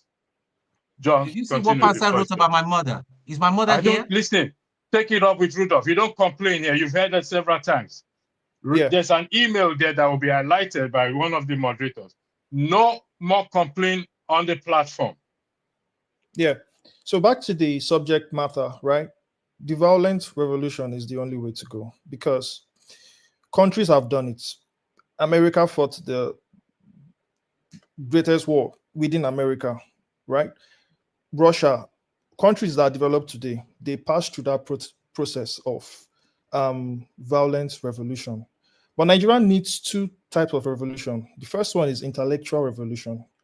Our best brains needs to come outside and unlock their innovative capabilities to solve our problems. And we need to kill some of these dogmatism killing us, such as the religious mindsets that we have currently, which is making us procrastinate. So a lot of us will feel instead of us to fight, it's just best we wait for somebody to come from the sky to come and save us. And that's a huge problem in 2024. That's part of the mental revolution we need. Then the physical revolution we need. You spoke about the soldiers, right? Nigerian military are not neutral. So no matter how we pretend like we don't know these things, first of all, you recruit terrorists into the military, right? We've seen all this, right? So the citizens have to rise up. This was why they disarmed the citizens. This is why America can't drop their guns, because the moment America drop their guns, they will invade America. So Nigeria needs the violent revolution. This whole peaceful thing is not going to work. When we applied the peaceful protest in Lekki, what happened? People carrying flag. It was the same military. It was not an external force. It was your military that was supposed to defend the assets. And Nigeria assets should be her citizens that came outside. So if we come outside and give half truths, right? We say Nigerian military, they are good, they are for the people. We are just fooling ourselves. We have to be truthful, and we can't be free if we are afraid of the truths. We have to say the truths all the time, because it is only the truths that can set us free. So the oppressor will not just give us freedom. We need to be obsessed with freedom. We need to want freedom, and we need to be free. We need to fight for that freedom. That's it. Thank you very much. Thank you. Yeah, Ton, that is the email you are seeing on the on the screen It's okay. there. It's so okay. I'm not sending no, any email. That's listen cool. to I'll me. deal with Listen it to me. privately. Thank you very Listen to much. me. Sorry, I complained. Don't worry. It's Listen to okay. me. listen, with due respect, I'm not sending no that email. That's the end of the matter. I will deal with it okay, privately. Don't worry. Thank you. okay, Thank you. that is your prerogative if you want to do it privately. But going forward, no more. If you have any concern whatsoever, take I down got the it. I email. got it. It's fine. It's Yeah. fine. It's fine. I got So it. Yeah, it's fine. That's fine. thank you very Thank much. you. For those of you, just let's educate ourselves here. That's the purpose we are here for. I have watched Homeland. Homeland plays out every day in Iraq, in Iran, in between the Israel and the Palestine or whatever it is. Saul, there are two main actors there, Saul and Kerry. Saul had an asset in the Russian embassy, a Russian, a secretary. She was once a school teacher before she went to work in there. So therefore, anybody can be used as an asset as long as the person can get them what they want, information that they want. So the argument is out there. Will you say Tinubu it wasn't alleged? I mean, he wasn't found to have $460,000 in his account. You and I cannot even as smart as having $100,000 in our pounds in our account. The man, you have to give him credit. We don't like him. However, he worked his way to presidency. Do you know what he traded before he got there? And that is what is coming to bite him today, sir.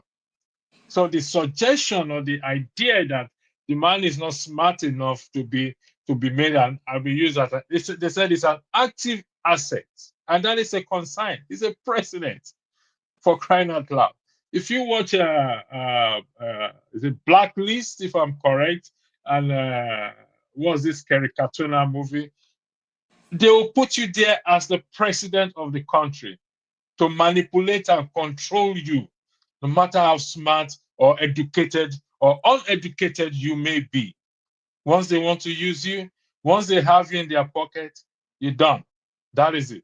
KJ, you wanted to say something. The floor is yours. Yeah, Thank you. thank you so much. I wanted to also talk about that tone. The being an asset does not necessarily mean that you must be a clever man. All they need or may need is just positions you're occupying and documents that are strategic to that position.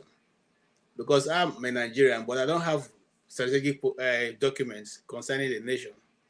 But once you're a president, you have strategic information and position that can get you whatever information that needs to be gotten.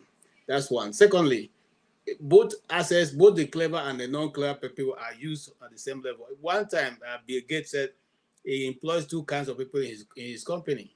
One, the very clever people, and two, the people who are very lazy. That's the very hardworking people, and then people who are very lazy. He allowed the people who are very hardworking, who are smart, heads and all that, to do the design. Then he takes the design and give to the very lazy people, who will now ask, just to do this, you have to go through this system, no, why not just press this shortcut to get to this place? So those people who are not very smart create the shortcuts for those systems that we're using right now. But the ones who are very smart create the complicated systems. And then the ones who are not very smart bring it to. So what am I trying to say? Both of them are very useful in the hands of these individuals, especially more far than they know. And again, you cannot say, because just like, electricity has said, somebody who is not smart, but he has smarted all of us, somebody who is not smart, but he was recruited by certain drug people who he was running the account for them. So for you to be able to do that, the man is streetwise. All you need to survive in this world is to be streetwise. Once you're streetwise, you can be anything. You can be anybody. It's not a question of looking at a situation. You can even, map the whole thing with your eye and then replicate it, which is what he has been able to do in many instances. Our concern is that if this is true, which is true, it means that nothing again is secret. And I said this in many times when we talk about security. Majority of the countries in the world, the Americans drive their president in a beast. The Russians have their own vehicle designed in Russia. The Chinese have their own vehicle designed for them for their president. So It's only in Nigeria when we become president, we order for Escalade, Mercedes. We want to build a mansion, we call Julius Berger. Meanwhile, we'll have sophisticated engineers in Nigeria who can do these things. But we want those foreign ones. And you don't even know what they build into it. Okay, you don't know what thank you for that, KJ. You know, they have installed in it. Installing it. Holding meetings in these houses and these vehicles, and as I'm talking, everything is being recorded somewhere. Everything is being recorded. So they are going to us. They are going for treatment abroad. You don't know what goes on there. You know, I can tell you, KJ, I can tell you that the Aso plan, if it's somebody here in Germany, a person that work in with Julius Berger to build Aso. It's Julius Berger now. That Julius Berger. No, this is a one kind of nobody Julius Berger. He has the Aso plan. And someone is coming here, coming to tell us that Tinubu is not smart enough to be an asset. What is baloney? Welcome, Mr. Tom. Madam, look, do you have anything to say? You are the only woman lady here. Sorry. Let me say what I want to say last. Let me go. All right. Okay. We're gonna do to Mr. Tony just came in. So hold on, Blackstone. Let me give Mr. Tony the floor first. Then we all do our submission. Okay, sorry. Madam Luke, I don't want Madam Luke to sue me. Mr. Tony, hold on 1 second. Okay, you know what? If you listen to me, Tom, we'll remove the comments that this guy made against you as a person. So that shouldn't somebody is behind now working on it, please. That is, listen, KJ, it complains too much, please. Every little thing he complains. Blackstone, hold on 1 second. Madam, look, the floor is yours. Please go ahead. Okay, thank you, my wonderful people. Good evening again, panelists and the family of Dr. Damages. Are you sure we are wonderful to you? You're wonderful. Because I don't see. Thank you so much. We are wonderful because we are privileged to come out and discuss this every day or a few times a day. Most Nigerians don't have that privilege because so you are wonderful. Because that is why we show that we care. So if our brothers down there and sisters down there are not able to lift up their heads and do the right thing, we in exile, cowards or otherwise, will do it, either way. So to reply to Mr. Tone, there are different types of intelligence. Unfortunately, the kind of intelligence Tinubu has is negative intelligence. The only kind of intelligence Lucifer can have. The only kind of intelligence that comes from satanic forces that does not amount to any good. Whether you like it or not, it's a kind of intelligence, whether you like it or not. This man has waited for 20 years patiently to come to where he is now. He watched Nigeria go down. He watched Nigeria. He actually single-handedly installed Buhari, who is nowhere to be found. Once in a while, you'll see him with photo ops or some AI-generated pictures up and down the place. We don't even know what he's doing. No news of his family, nothing. The only thing I will say is that the worst in Nigeria rules the best in Nigeria for the simple reason of fear and cowardice. It is not that the Nigerians don't know their rights. They know their rights. Someone said in the chat session that Gani tried so hard to put this criminal away. He didn't get the backing of the government. OBJ knew who he was dealing with. JEJ knew who they were dealing with. They allowed this man to be running roughshod all over Nigeria. Even when he did not have immunity, nobody could bring him to book. Because he went around his way, meandering, installing. Anybody that wants to do the right thing, they will take out. That's what happened to the CJN of Nigeria under Buhari's watch. And look at the one called Ribadu. That one is one of the most hideous creatures that ever walked the planet of Nigeria, who actually knew that Tinubu was complicit in whatever criminality he was doing. He did not bring it out. But here, Ibori, my criminal is better than yours. They will find all the people in the south, and southeast to make example of. Meanwhile, look at Donyi Kupe. Look at all of them. Today, what's his name, of Benue State is nowhere to be found. But here, Okawa is being picked up. So you see, one man I praise in the history of this Nigerian, and in the history of Nigeria is Odumego Ojukwu. I praise that man. That man. Shame on what his wife, the legacy of his wife is living on now. She needs to remove that name from her name. She's no longer married to him, either by divorce from God or divorce from man. She needs to remove his name from her and go back and answer her father's name. So she doesn't drag his name down to the mud. Even though when Ojukwu was alive, he wanted to be part of this government to see what else he can do for his people. But that is a man who came out, tried to work peacefully and say, this thing is not working, let's go. But the devil in Gowon decided to sidetrack it, and here we are today. You can imagine if they went by that Aburi Accord and everybody went their way, we won't be having this problem. Or even if we have the same problems, we know where our problems are coming from. So, but now, like I said, with this, Nigerians sold their brothers and sisters to slavery before, and they are doing it again. Now, what do you talk about the solution? If you think you are going to save Nigeria without bloodshed, then you are joking. If you think Nigeria is going to be given to you on a platter of gold, the only thing they can do is the wait method. And while they are waiting, people are dying. And that is the only thing they can do, because nobody wants to die. Nobody wants to pick up that gauntlet and say, you know what, I'm for Nigeria, come together, let us do this. The people that are doing it, they're knocking them down. I praise Simon Ekpa. And if they like, they can keep Nnamdi Kanu there for the rest of his life. I don't care. The struggle must continue. Nnamdi Kanu must not be used as a bargaining chip for the liberation of the Igbo people. If he's going to be in jail and die there, then let it be the sacrifice he's going to pay for the movement. But the movement must go on. And even if Simon Ekpa is no more, somebody else will come out. That's what they said about Ojukwu. If Ojukwu comes, this thing will die. Oh, and Nnamdi Kanu came out. Nnamdi Kanu is incarcerated. Simon Ekpa, when Simon Ekpa leaves, another person will come up. Somebody has to keep fighting for the liberty of Nigeria. And I praise that lady that came on to Dr. Damage's show, Dr. Agi. She blew my mind away. She just explained everything the way it is. Biafra is a mindset. So people think that you're going to carve a map and everything. Yes, the map is there. But I am from Edo State. I am more Biafran than Edo. To prove to you that it's not only Igbo struggle that is represented in the Biafra race or Biafra movement. I am from Edo State. I am suddenly behind the movement of Biafra. And if it happens, I will gladly relocate and find my place in whatever map it holds. Because Nigeria is not an option for me as it is now. With the president as an asset. Well, you see, when you talk of the word asset, you think asset may mean a good thing to you because it's asset. You're talking about asset and liabilities. There are some assets that are liabilities, and Tinubu is a liability that falls in that asset column. He's one of the weakest links in West Africa. Anything ECOWAS is doing, this man will snitch on, forgetting that he's of a European inclination. This man will snitch on anybody. He will sell anybody to keep himself looking pretty. And that's what he's doing. Today he's in France, tomorrow he's in this one, tomorrow. Who knows? Do you know what he's going there to tell him? Meanwhile, there's not one single investment.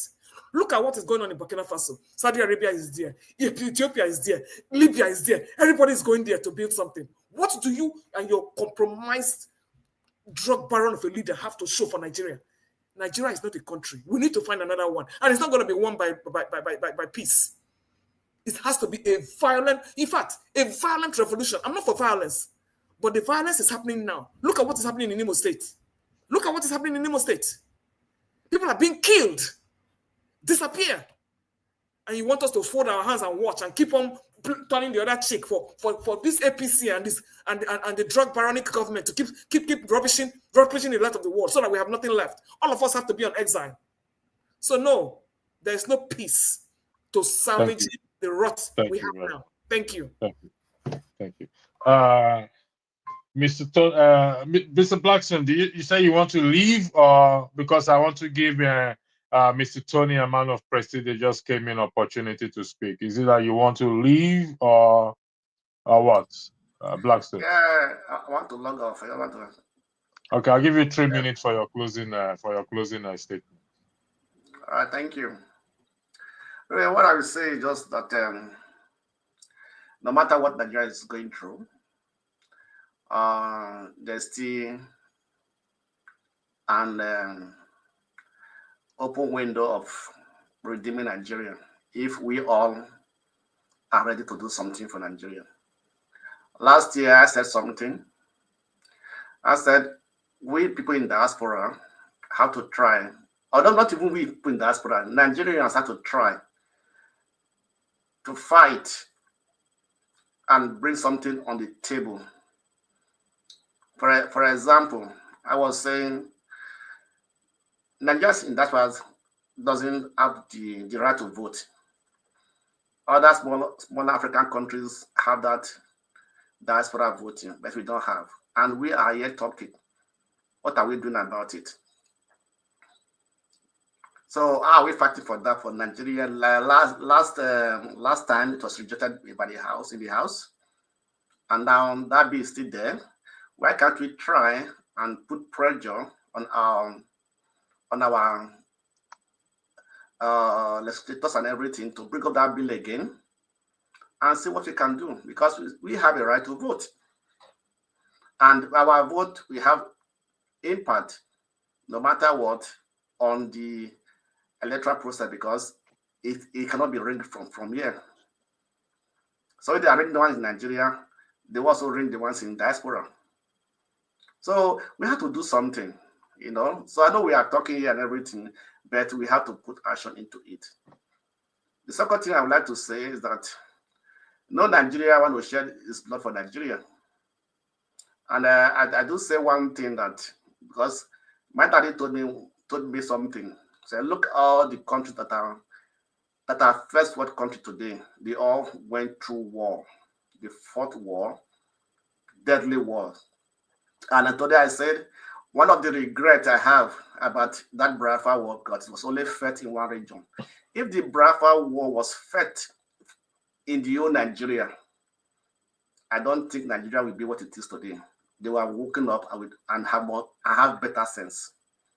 And at least we have better senses to think right. But today, because that war was like a regional, sometimes I call it a regional war, because it was fought within one region, you know. But if you cut through all the corner and breadth of Nigeria, at least the people would have been having a different mindset.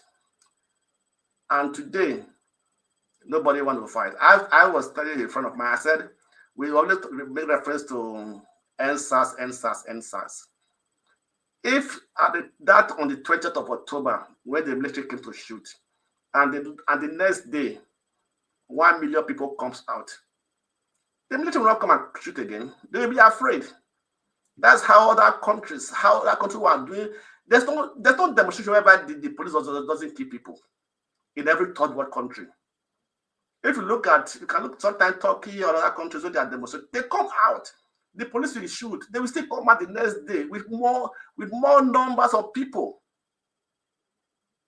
But because we all love life and everything, we hear just one shot of the gun, everybody escaped and go to their houses, you know. So then are we going to make sure I'm going to solve this problem? So our talking alone will not solve the problem. It's talk and action. That's what can actually bring changes to Nigeria. Thank you, and I say goodbye to everybody. Thanks for joining in. Your presence is highly appreciated. Mr. Tony, the floor is yours, please. You got 5 minutes. Send me your number, Okay, all right. I'll tell you, I'm an asset now, so you don't need to. No. You can arrest me now. I will give you information. Don't worry. Which information? You want to give me man of prestige information? I need man of prestige information. I know you very well. I know. I know information. I give it to you. All right. Thank you very much, Blackstone. Mr. Tony, the floor is yours. You got 5 minutes to make your argument, please. Yeah, good evening, everybody on the platform and those listening. I've been listening for a while. I just joined. First of all, I just want to define what an asset is, because I think some of the definitions or explanations that I've heard, discussed here about asset is not totally right. An asset, is something of value. It's something of value. If you go to surveillance and counter surveillance, and you're talking about an asset, it can be material, it can be technology, it can be information, it can be an individual. With respect to the discourse here, An asset is just simply someone who can be used. Someone that the intended user finds to be of value to achieving a certain goal. That's an asset. Oh shit! I mean, there are people who have said that President Trump is a Russian asset, and it doesn't mean that he's a member of Russian secret military, the KGB, or any of those, or CIA or whatever. No, you don't have to. Trump is thought by some people to be transactional in the way he does things. So if you can give him certain things, he's open to you to get any information. So strictly speaking, stricto sensu, that's what an asset is. Now, to say that our president is an American asset, for me, is something that I find difficult to accept. I mean, this is my opinion. I find it difficult to believe that he is an American asset. Can he be used? Yes, there is a basis for that, because if you look at the entire question about his ascendancy to office as president, it's not, in my opinion, legitimate. He didn't win, and we know that. Therefore, if he finds he's amenable to be used by some of those powers so that he can, by way of trying to get legitimacy for the office that he occupies. So, you can scratch my back, I scratch your back, kind of thing. So to that extent, yes, I can say yes. But in terms of being a CIA agent, that is not correct. That is not true. He can. And secondly, the other thing I want to say is that you don't have to be smart to be used. In fact, most of those people want someone who is not smart. Because if you are too smart, then they put you, when they get what they want, they put you out. Because they feel that we can't trust you. You know too much. You're too intelligent for us to handle. And so some of the people that they have used, and they found out that they are smart, once they get what they want, they dispose of them. So that's I just want to put that. So they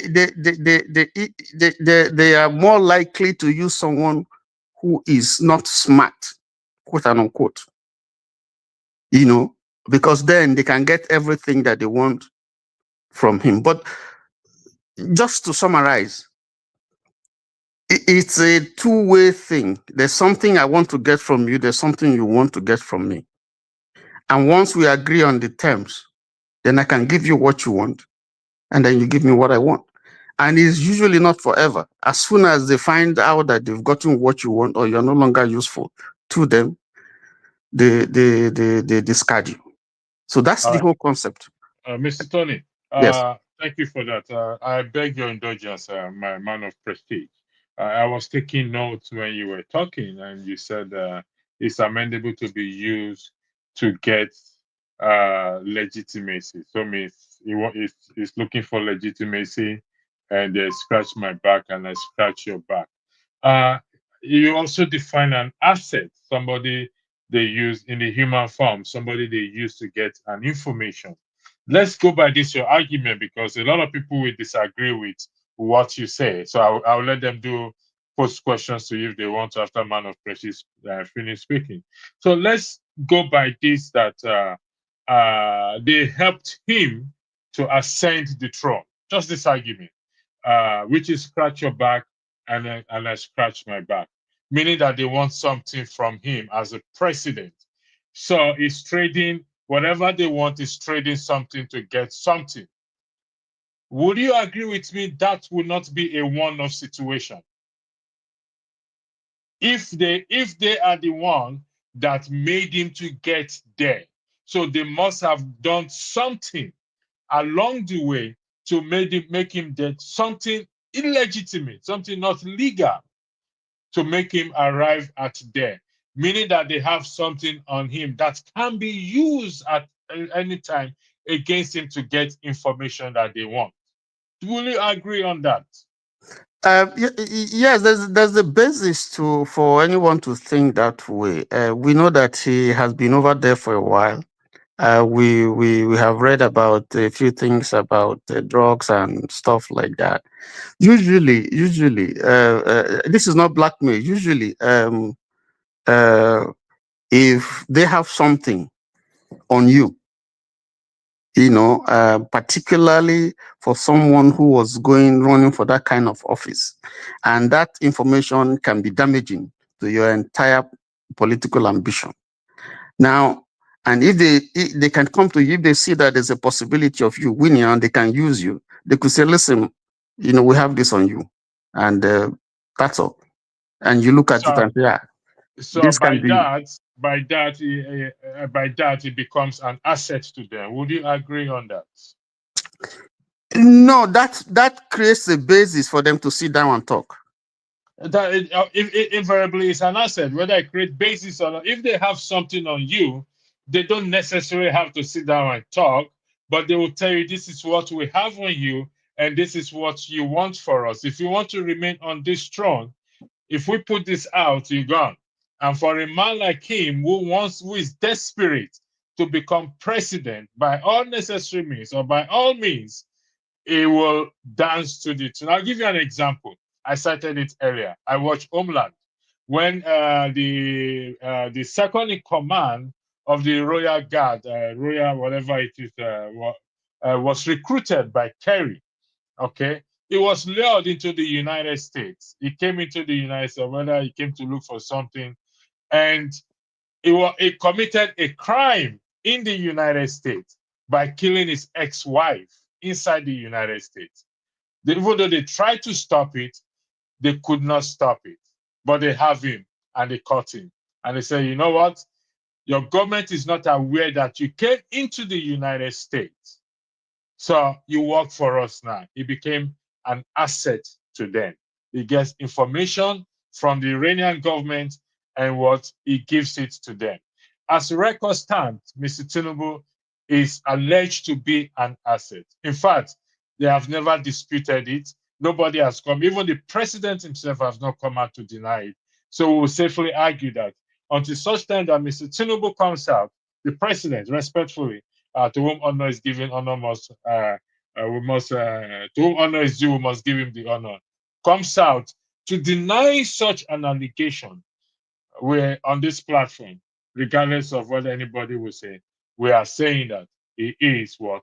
He is an asset and puts the country in a very bad position. Do you want me to respond to that? I'm not making defense. I'll give you 2 minutes, sir. Yeah, I'm not making defense for anybody. There are examples that you can draw from a lot of African countries, from Mobutu, Sese Seko. If you know the history, you know how Patrice Lumumba, the first president of the Congo, was eliminated because he was pro Russia. Pro-Western. Yeah, and then those were the periods of the Cold War. And then there were a lot of intrigues, Shombe, Kasavubu, and all that. But eventually, Mobutu Sese Seko, who was a non-commissioned officer, a junior officer, came up and became president, military president. He became the president.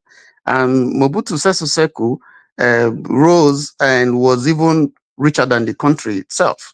And everything that he did, all the atrocities that he did, the United States kept a blind eye, because for them he represented a symbol of something that is against communism, socialism, and so they allowed him to loot the Congo, and they allowed him to do whatever he wanted to do, and he set the stage for what Congo has become now, a country that is almost beheaded itself. But what I'm saying is that for as long as he was a good boy to America, they used him and they kept a blind eye. We saw it with Saddam, and we saw it with Noriega, you don't necessarily need there's an information that they want from you.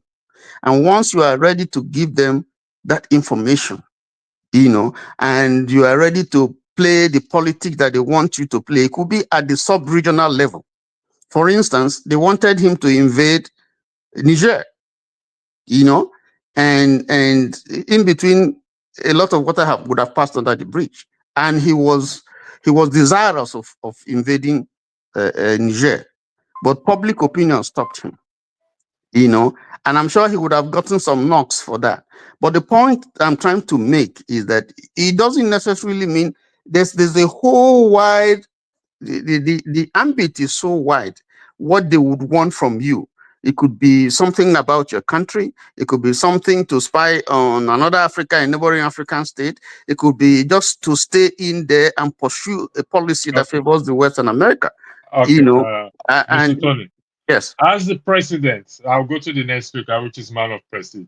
As the president of the Federal Republic of Nigeria and chairman of the African Organization of African Unity, ECOWAS, Economic West Africa, whatever it is. Economic Community for West African States. He have access to information that if he is compromised, they can get it from him. Do you agree with that? Yeah, it's possible if you are an asset in that sense. It's possible. I'll come back to you later on, Mr. Tony. Let me go to man of prestige. Man of prestige, welcome, righteous man, and Mr. Mori, you're welcome. Man of prestige, the floor is yours. Thank you. You have 5 minutes to make your argument. Okay, thank you. Thank you very much. Greeting everybody.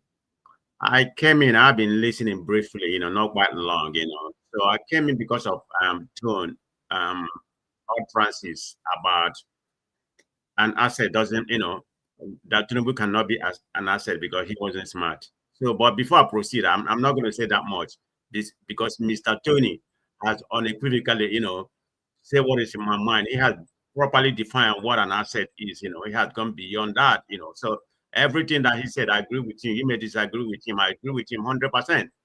And you have to differentiate between an asset and agent. I think Tony, being in the military, he doesn't understand what an asset is different from an agent.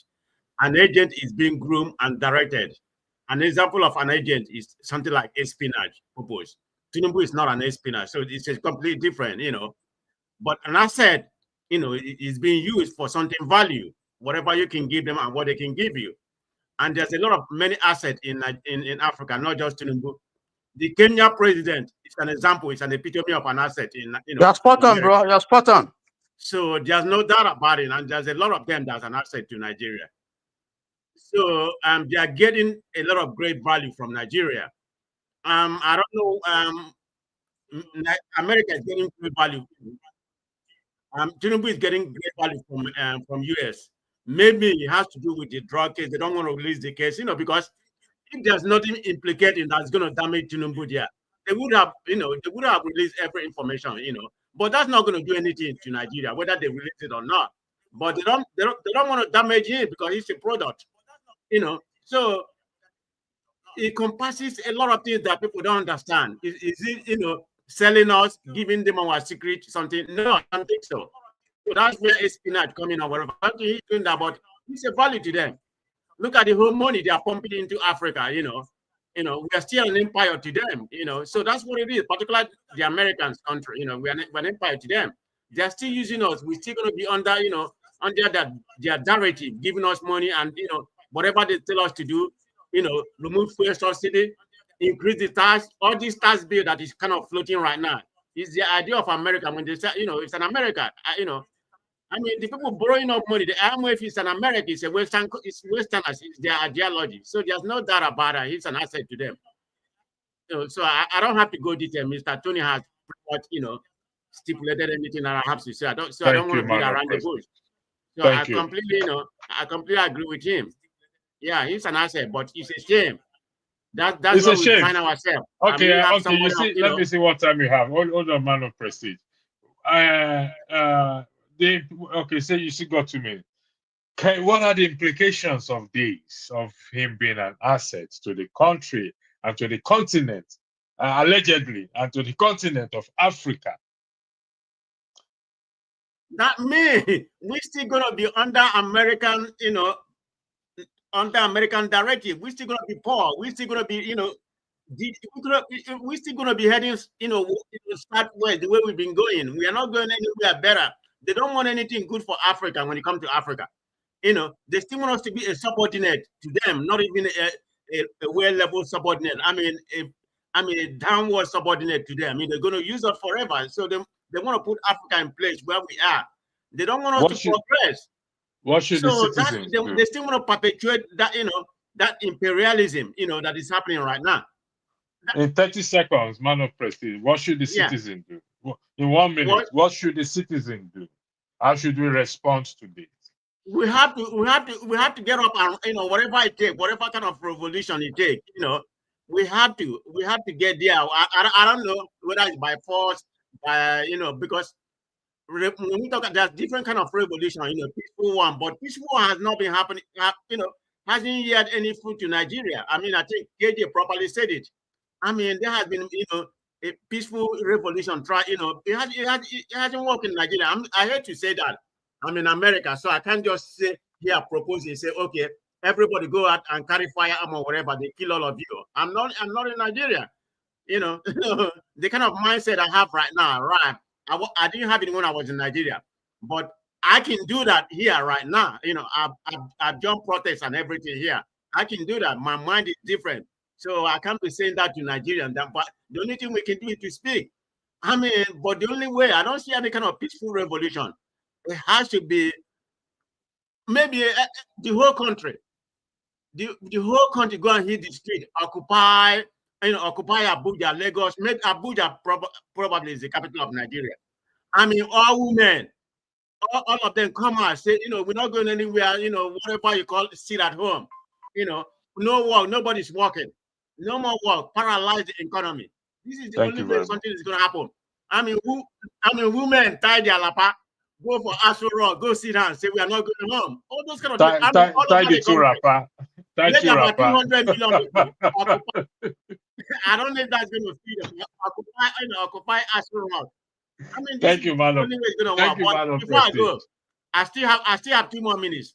No, your 5 minutes is up, man. No, it hasn't. 1 more minute. 1 minute, please. Okay, I'll give you 1 minute. My question is to Mr. Luke. Mr. Luke, how you doing? So my question is to Luke, you. I mean, I don't have any problem. Mr. Kwa. Oh, Mrs. I'm sorry. I don't have any problem. I'm a Biafra. I'm a Biafra. But my problem is that I was kind of pained the last time someone came here. I think people are being very gullible. This is the problem I have about this, Biafra something. Someone is deceiving a lot of people. People they are giving him money. Look at the kind of money they are donating to him. So do you believe that Biafra is going to come on December 2nd? How many times has he said that?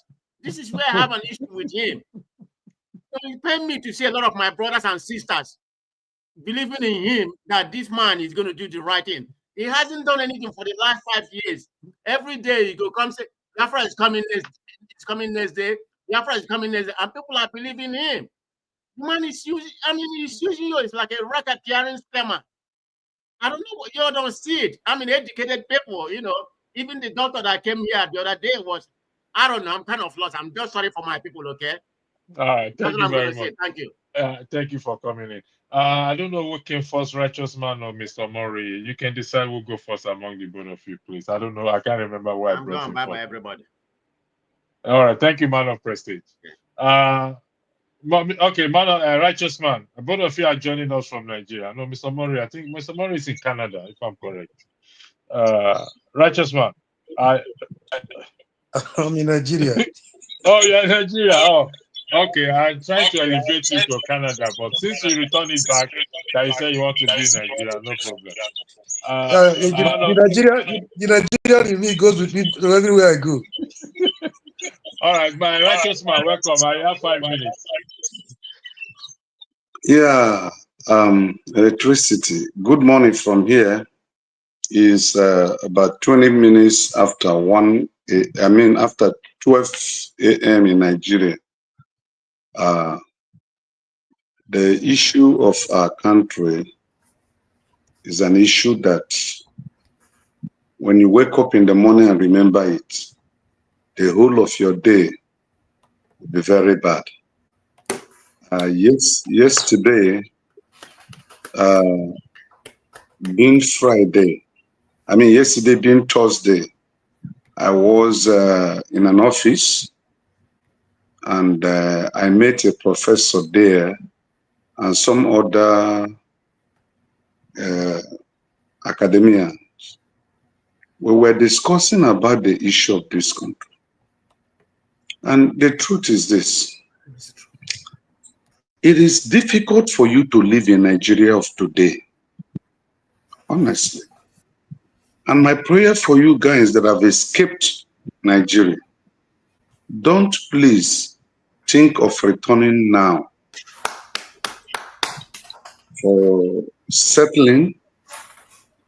If you have opportunity of taking anybody that you love or that you can help, even if he's taking him to South Africa or to Guinea, please do, because we are just in hell here.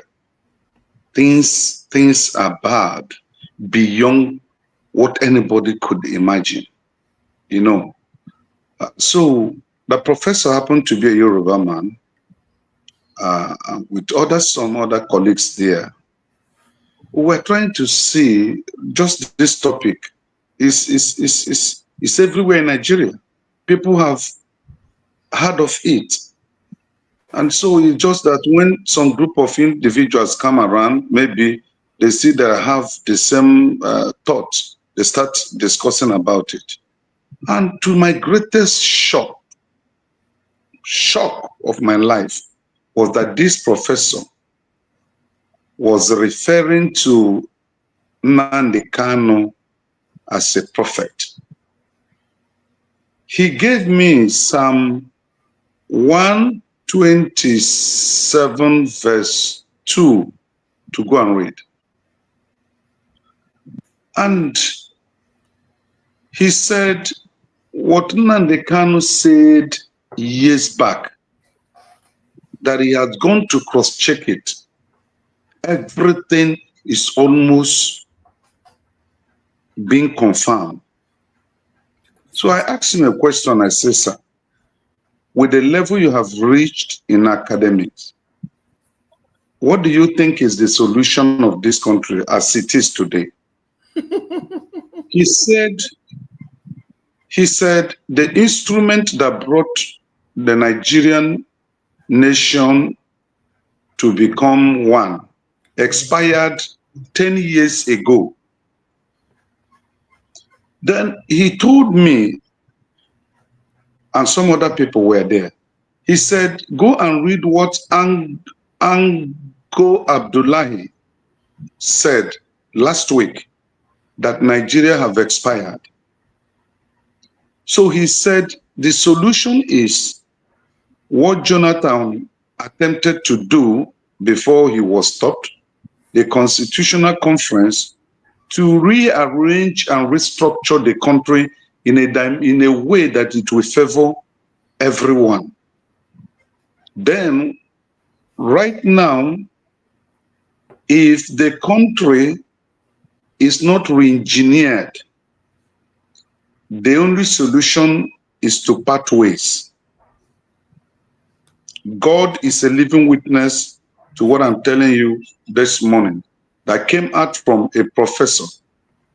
He said, because Nigeria can never work with what we have today.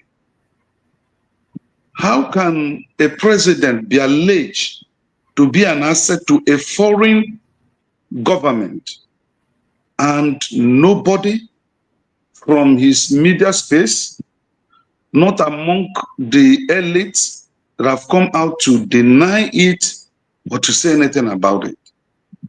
So he said he will advise those who want to contest 2027 election not to waste their time, because as long as he's asset to the Americans and to the Western power, they will ensure that he remains there to finish the constitutional term, and then they will look for another person that will be their puppet to run the affairs of Nigeria.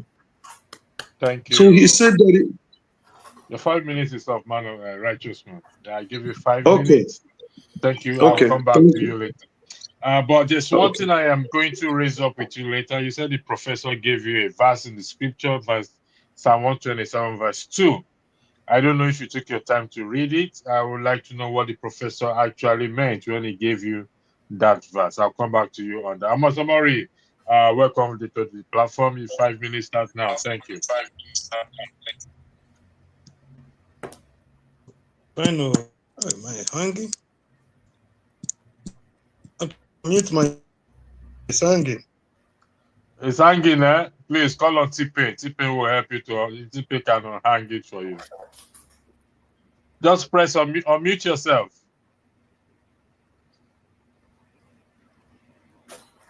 Okay, what you can do is you can. Okay, no. Can you hear me? Yeah, we can hear you now. Yeah, good evening, everybody. I greet our viewers across the globe. I listened to you yesterday when this topic came up. I don't know why a lot of people were surprised, and today again, I think the last two speakers, as it Mr. Tony and Mr. Prestige, Man of Prestige. they did a yeoman's job. I don't know why they are surprised. Whether they were trying to, they got it right, but they were going into an English class, trying to differentiate between who an agent, an asset, or an ally is. That is where a little confusion was coming in. Americans don't hide it. If you are useful to the accountant, if you are not an asset, in a balance sheet to the accountant, they have the asset side and the liability side. To American, if you're an asset, whether they call you an asset or an agent, they have agent, asset, or an ally. They have something in common. They have them locally in America. They have them, worldwide. So long as they need something for you, you are useful in that region. Whether you are bad to your people, whether you are oppressor or a dictator to your people, they don't care.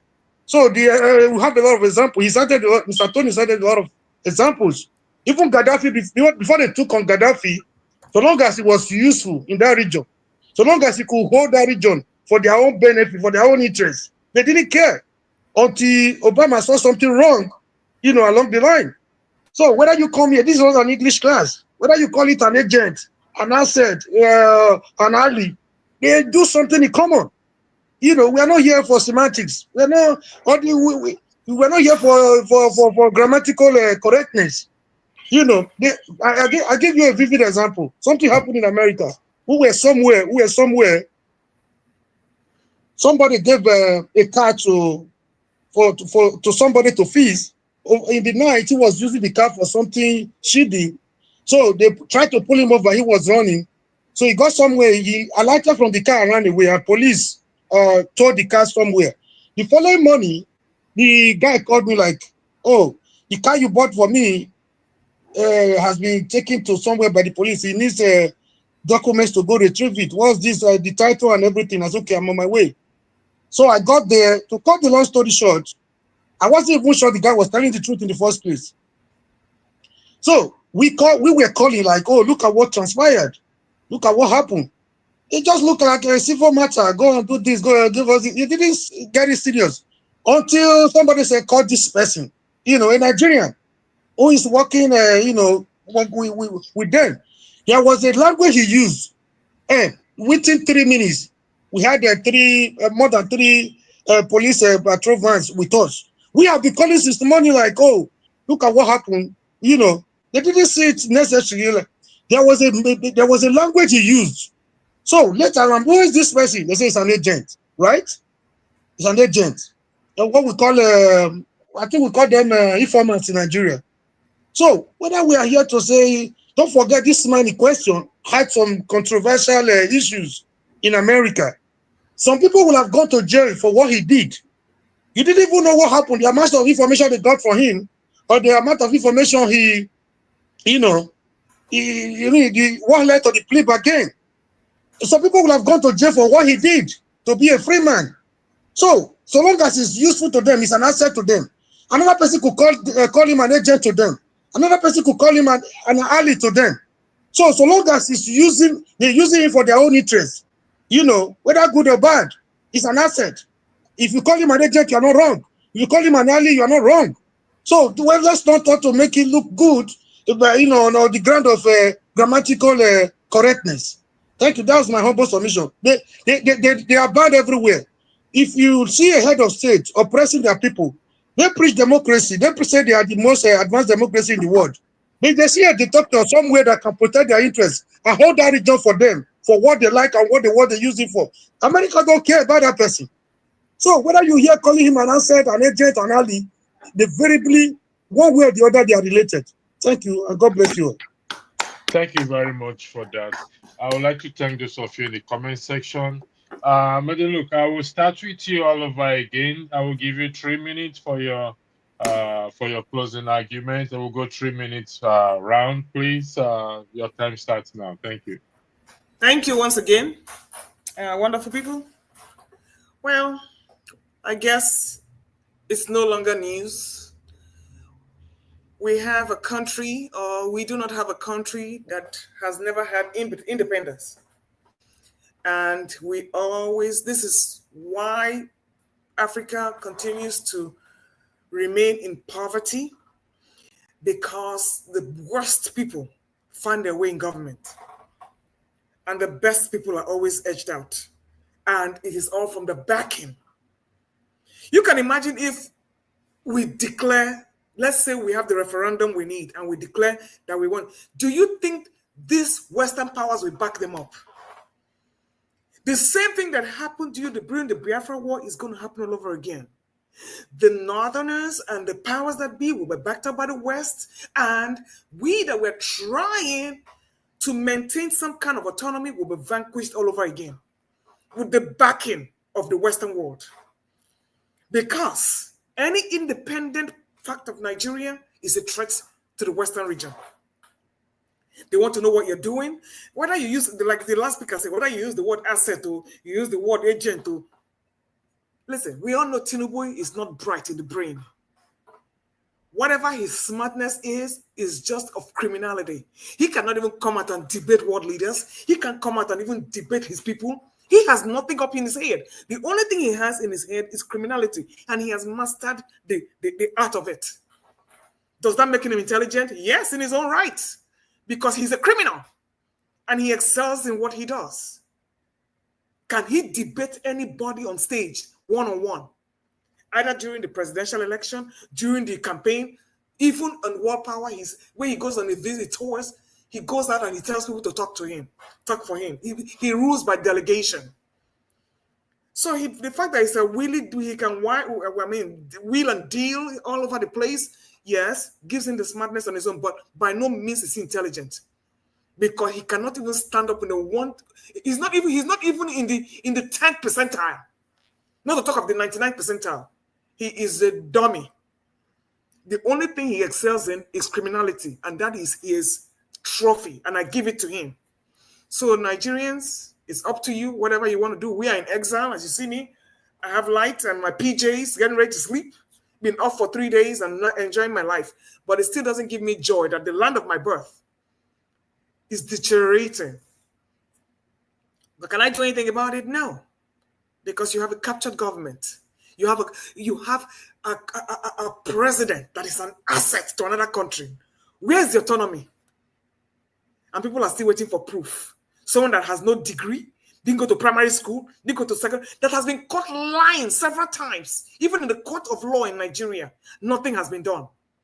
Until he wanted to go to school and they wanted to do a reunion for him, for the school, all lies. Thank you, Madam Luke. Thank you. John, the floor is yours. You got 3 minutes. Thank you. Okay, thank you very much for this platform. I want us to understand one thing. One of the major problems with the Black community is our value system is broken. Like if you look at history, for instance, right, we sold ourselves for Miro, right? We saw at some point in history, we saw Miro We felt Miro had more WAT than a human being. And this is still what is going on today. Nigeria is the root cause of our problems, not because of the Nigerians themselves, but because we allow nonsense to go on. How do we allow a white man come here, create a country, and tell you, this is now, you are now Nigeria? Meanwhile, a Yoruba man has more in common to the Benin than Hausa man has more in common to the Niger, right? But the man didn't even respect your differences and said, okay, everybody come together, you are now one, forcefully merging a union. And after over 100 years, we are still fighting. We've still not seen this as a problem as a people, right? We are still fighting to make sure this union, we must force the unity. If Nigeria would work, it would work from the first day. Nigeria would have been solving some of these little problems. Electricity would not be a challenge in the 21st century. Good road is not rocket science. So the more we try to say, Nigeria, let's keep it one, we are not one because we love each other. We are one because of the natural resources. And we are one to oppress people. We want to just sit on someone, oppress the other people. And this is why Ojukwu was right. Because everything Biafra fought for is happening today. Okay, we won them, Nigeria won the war. How has our life improved? What has Nigeria solved?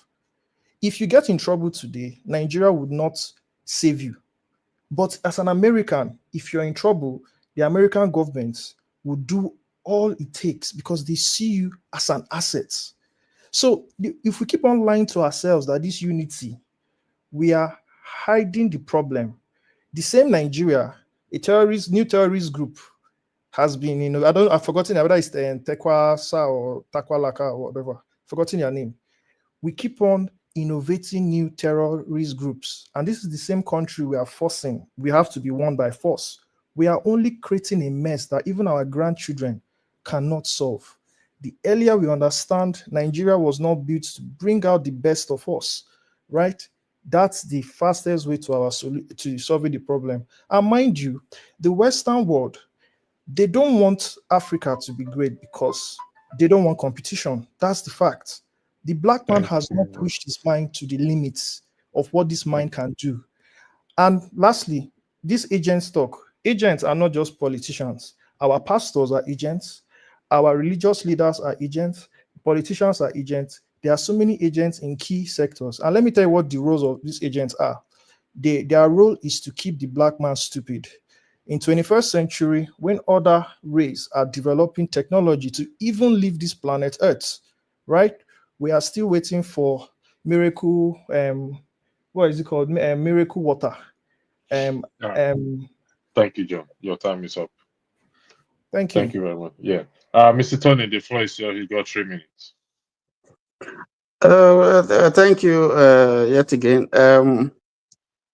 Again, I think that it depends on the way we're looking at that word asset.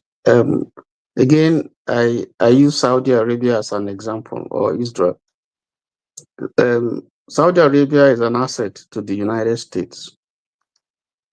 They know who to call when they have problems with the price of oil internationally. And in return, Saudi Arabia gets protection. US would not let anything happen to Saudi Arabia. They protect that area. In fact, they're particular about the Middle East. I'm talking in terms of international politics.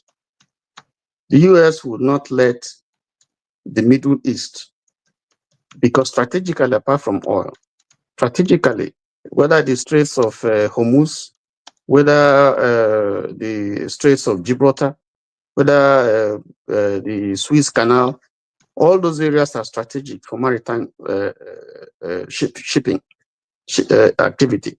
Shortest way from Africa to Europe or to the Middle East, rather than going down to South Africa and then coming. So these are assets, and so there's a tendency to think that anything that is an asset is negative. But it depends on what that asset is used to do. Sometimes it translates to the good of a nation. Israel, for instance, in terms of its relationship with America, So I think we have to be very careful when we're talking about asset. Now, if it is true that the president is an asset, now the question would be, what is it being used for? What is it being used for? What is your understanding? Is there any benefit is the benefit going to come to him as a person or to the country, at large? Or is he used to carry out World Bank policies, Bretton Woods policies, and so on that has emasculated the nation? So these are the things that we need to interrogate. So it's not just true that if you are an asset, quote and unquote, then it's entirely a negative thing. That's what I want to suggest. That's what I want to say. Thank you, Mr. Ton. I beg your indulgence, Mr. Murray and Righteousman. Mr. Ton, earlier you said we know that Tinubu did not win the election. Given to the state of the nation and given to everything that surrounds him, do you in terms of an asset can be good or bad? Yes, it can be good if I'm the one looking for the information, using you to look for the information, and it can be bad to the other party you are getting that information from, based on books that I've read and movies that I have seen, that an asset get information or provide it from one point to the other, good for one, bad for the other. Do we agree on that, Mr. Tony? Yes and no. I'll answer your question this way. I take Niger as a case in point. The US established a multi-billion-dollar security architecture as part of its check against terrorism in the sub-Saharan region. Okay?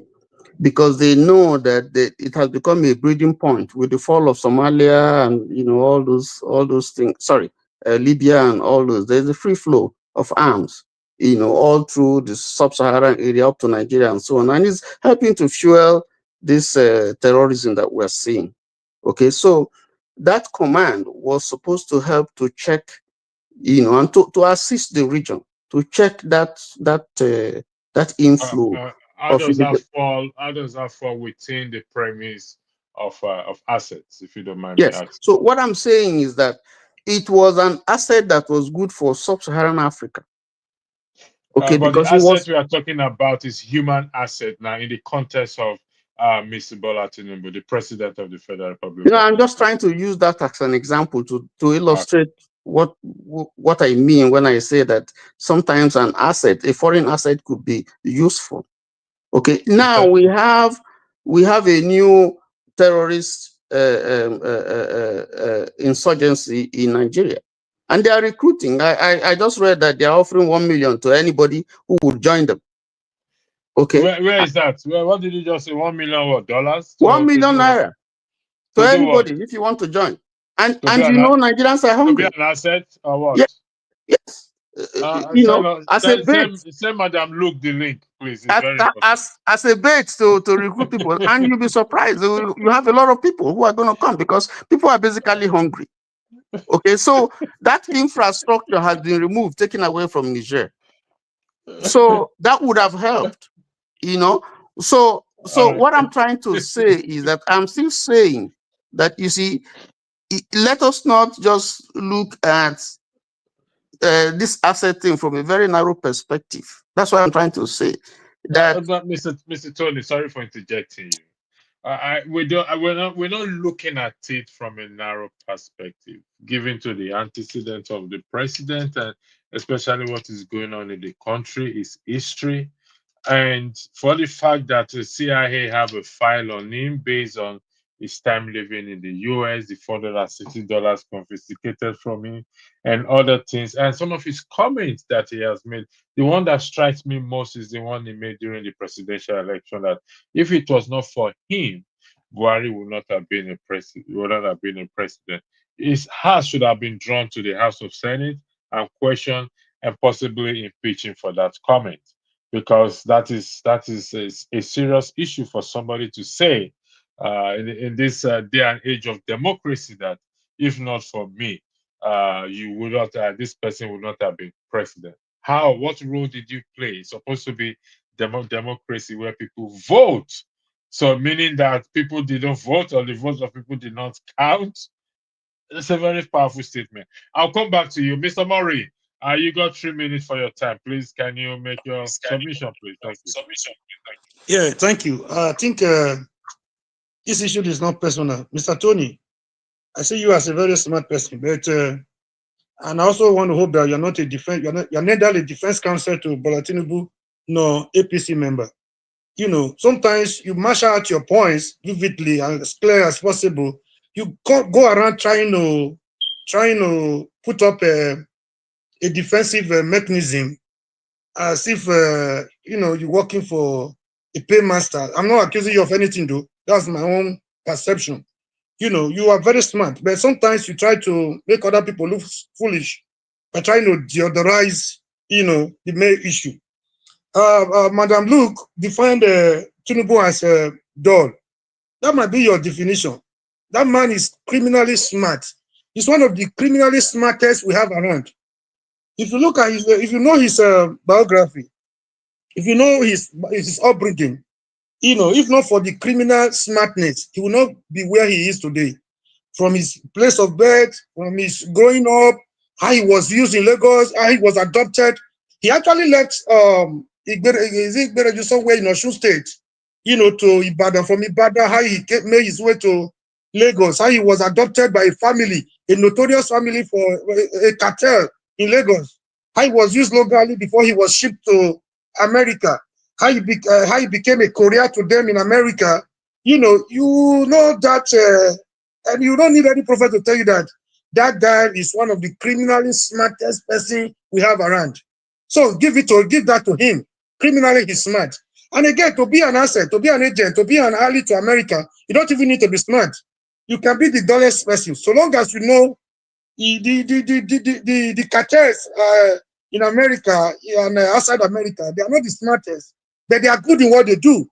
Even in Mexico, the ones they use in Mexico, the one they later turn against in Mexico and other Caribbean countries, they were one time and the other in bed with them. Until they discover that you want to know more than what they want you to know, you can become an enemy. They grant you a personal no grantor. They want to eliminate you.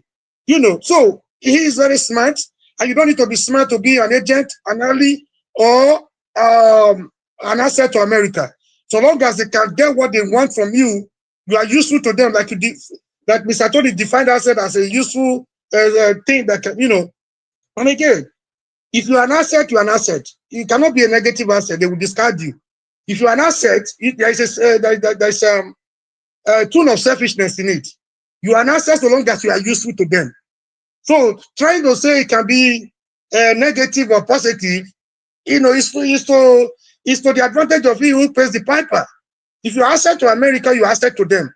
You cannot be asset to America without being detrimental to certain interests in your country. So it's very clear. It's as clear as ABC. So, like, you can see how easy it was for them trying to force him into that war against Niger. If not for public, Accra, and again, he would have lost the war. He would have been in another war, a war of Nigeria against Nigeria, because of the relationship and close continuity between Niger and northern Nigeria. So a lot of people like Buhari and Co were not interested in that war. If not, they almost succeeded in plunging him into that war. So like I said before, if you see the way the plea bargain he had, you don't know what the amount of water that went under the bridge. You don't know what he contributed. You don't know the amount of information he got from them that gave him the freedom. Don't forget also, as soon as that case was over, he couldn't stay in America anymore. So once an asset is always an asset. If they see something good in him, why you know, maybe they were using him here. He discovered he wasn't too safe, so he have to come to Nigeria. That was how he became one of our champion. He was a cartel. He was an addict in America, but he came to Nigeria. He became a leader. So let's not try to deodorize it. It could be an agent. Yeah, whether you call him an agent, Electricity. Can I just say yeah, one or two words? when Yes. I'm done, you can take the floor. Mr. Mori, When I'm done, you can take the floor. Mr. Mori, your time is up. Mr. Tony, you hold on 1 second. Let me go to Righteous Man. I'll come back to you. Mr. Ratas was talking of taking away people from Nigeria. Taking away people from Nigeria is not just the solution. It's just you treating the symptom, not the ailment. You know, how many people you can't take everybody away. How are we going to abandon the Nigeria for? We are running away. If we take away people from Nigeria, we are just pursuing shadow, not the object. So we have to face what is facing us. We have to confront it once and for all. We have to deal with that thing that we are running away from, which is revolution. Nothing more, nothing less. We have to face it. The people will die. People have been dying. We die on daily basis. We are dying already. Thank you. Thank you very much. Yes, that is a very good point that Mr. Righteous. We all left Nigeria, or some all left Nigeria with the hope that it will be better. When it gets better, we'll come back. But we now realize that it's every film trick that the more we leave, the worse it gets. Maybe, peradventure, if we have applied the attitude of the lepers in 2 Kings chapter 7 that Dele Farotimi used in his lepers colony podcast, maybe it would have helped. The effort, the money we spent, the time, the scheming we invested in leaving the country. If we have done that, maybe peradventure, things wouldn't be what it is today. Amount of life that has been lost through the desert and the sea as a result of running away. Another story that also will point out is the story of Naomi, where they left Bethlehem, Judea, because of the famine there. And unfortunately, God visited them, and the famine was gone. But by then, she has lost her husband and 2 sons. So effort needs to be made. The living is not the solution. It's not the solution at all. I never believe I'll sit down here one day and be arguing about Nigeria. I thought one day I'll just pack my bag, and by then there's 24-hour electricity. I was talking to someone yesterday, and on the phone, say thank God, up Nepal. Nepal's bloody now. I say goodness me, we're still in this issue of help Nepal. Righteous Man, 3 minutes. You have the time there before I go to Mr. Tony, please. Yeah, electricity and the rest panelists. Let's face the fact as it is, and let's face the reality of the day. I mean, living in Nigeria, I experience Nigeria on daily basis. Unlike you that is out of this country. That professor that I told you that we had discussion yesterday experienced Nigeria on daily basis. So you can't tell better story of what is going on in Nigeria than those who are here. You can't have the pain we are having here. If you are here, the situation of things will push you to also suggest that instead of dying, let us part ways. Because absolutely right now, there is no profit or gain of being a Nigerian. You will not understand. You will not understand that Nigerians are dying in hunger. You will not understand that millions and millions of children are out of school because there is no finance. You will not understand that a university teaching hospital have no light for several weeks today, and patients there are dying in a battle. You will not understand that billions and billions and trillions of naira will be budgeted, and it will not be used for the good of the masses. The police is there extorting you. The Agbero have taken over every look and cranny. Look, you can't bring anything in Lagos today without you paying Agbero. If you fly your car to Lagos and it's cleared, by the time the driver is taking it out of Tinkan land, the moment he crosses that wharf, from every checkpoint you're going to pay Agbero. For your own motor, you have paid the necessary tariff and tax to the government. Then how do you think a society can survive in such environment? And look, Nigeria is a state captured. And those who captured the Nigerian state have been embraced by the Western power. They have been embraced by the Western power. And as long as the Western power is backing them, there is nothing we can do. Absolutely nothing. We can't do anything. So any person thinking, oh, Nigerians should do, what is the end of NSAS? What did they resort to? Who gained? Who lost? Those who said Nigerians should go and protest, how many people from the diaspora assisted these families that are mourning, that lost their loved ones during NSAS? Is it not swept under the carpet? Thank you, Righteous Man. Righteous Man, let me say this. 3 points you made, 2 points I picked at this. Let us part ways. Nobody is stopping anybody from not parting ways. I keep saying this to tomorrow. All this one that we are not doing IPOB today or not. All this one that we're talking about, nobody is stopping IPOB or whatever to part. I've suggested it here that if they want to sorry, sir. hold on one second. Okay. Okay. If they want to truly want to part ways, let's go by the 5 or the 6 eastern states. If truly they are the IPOB or the Biafra state, all they need to do is to mark their territory. Once they mark their territory, print their own currency, recruit their army, select democracy, elect their president, then let the Nigerian government come and challenge them.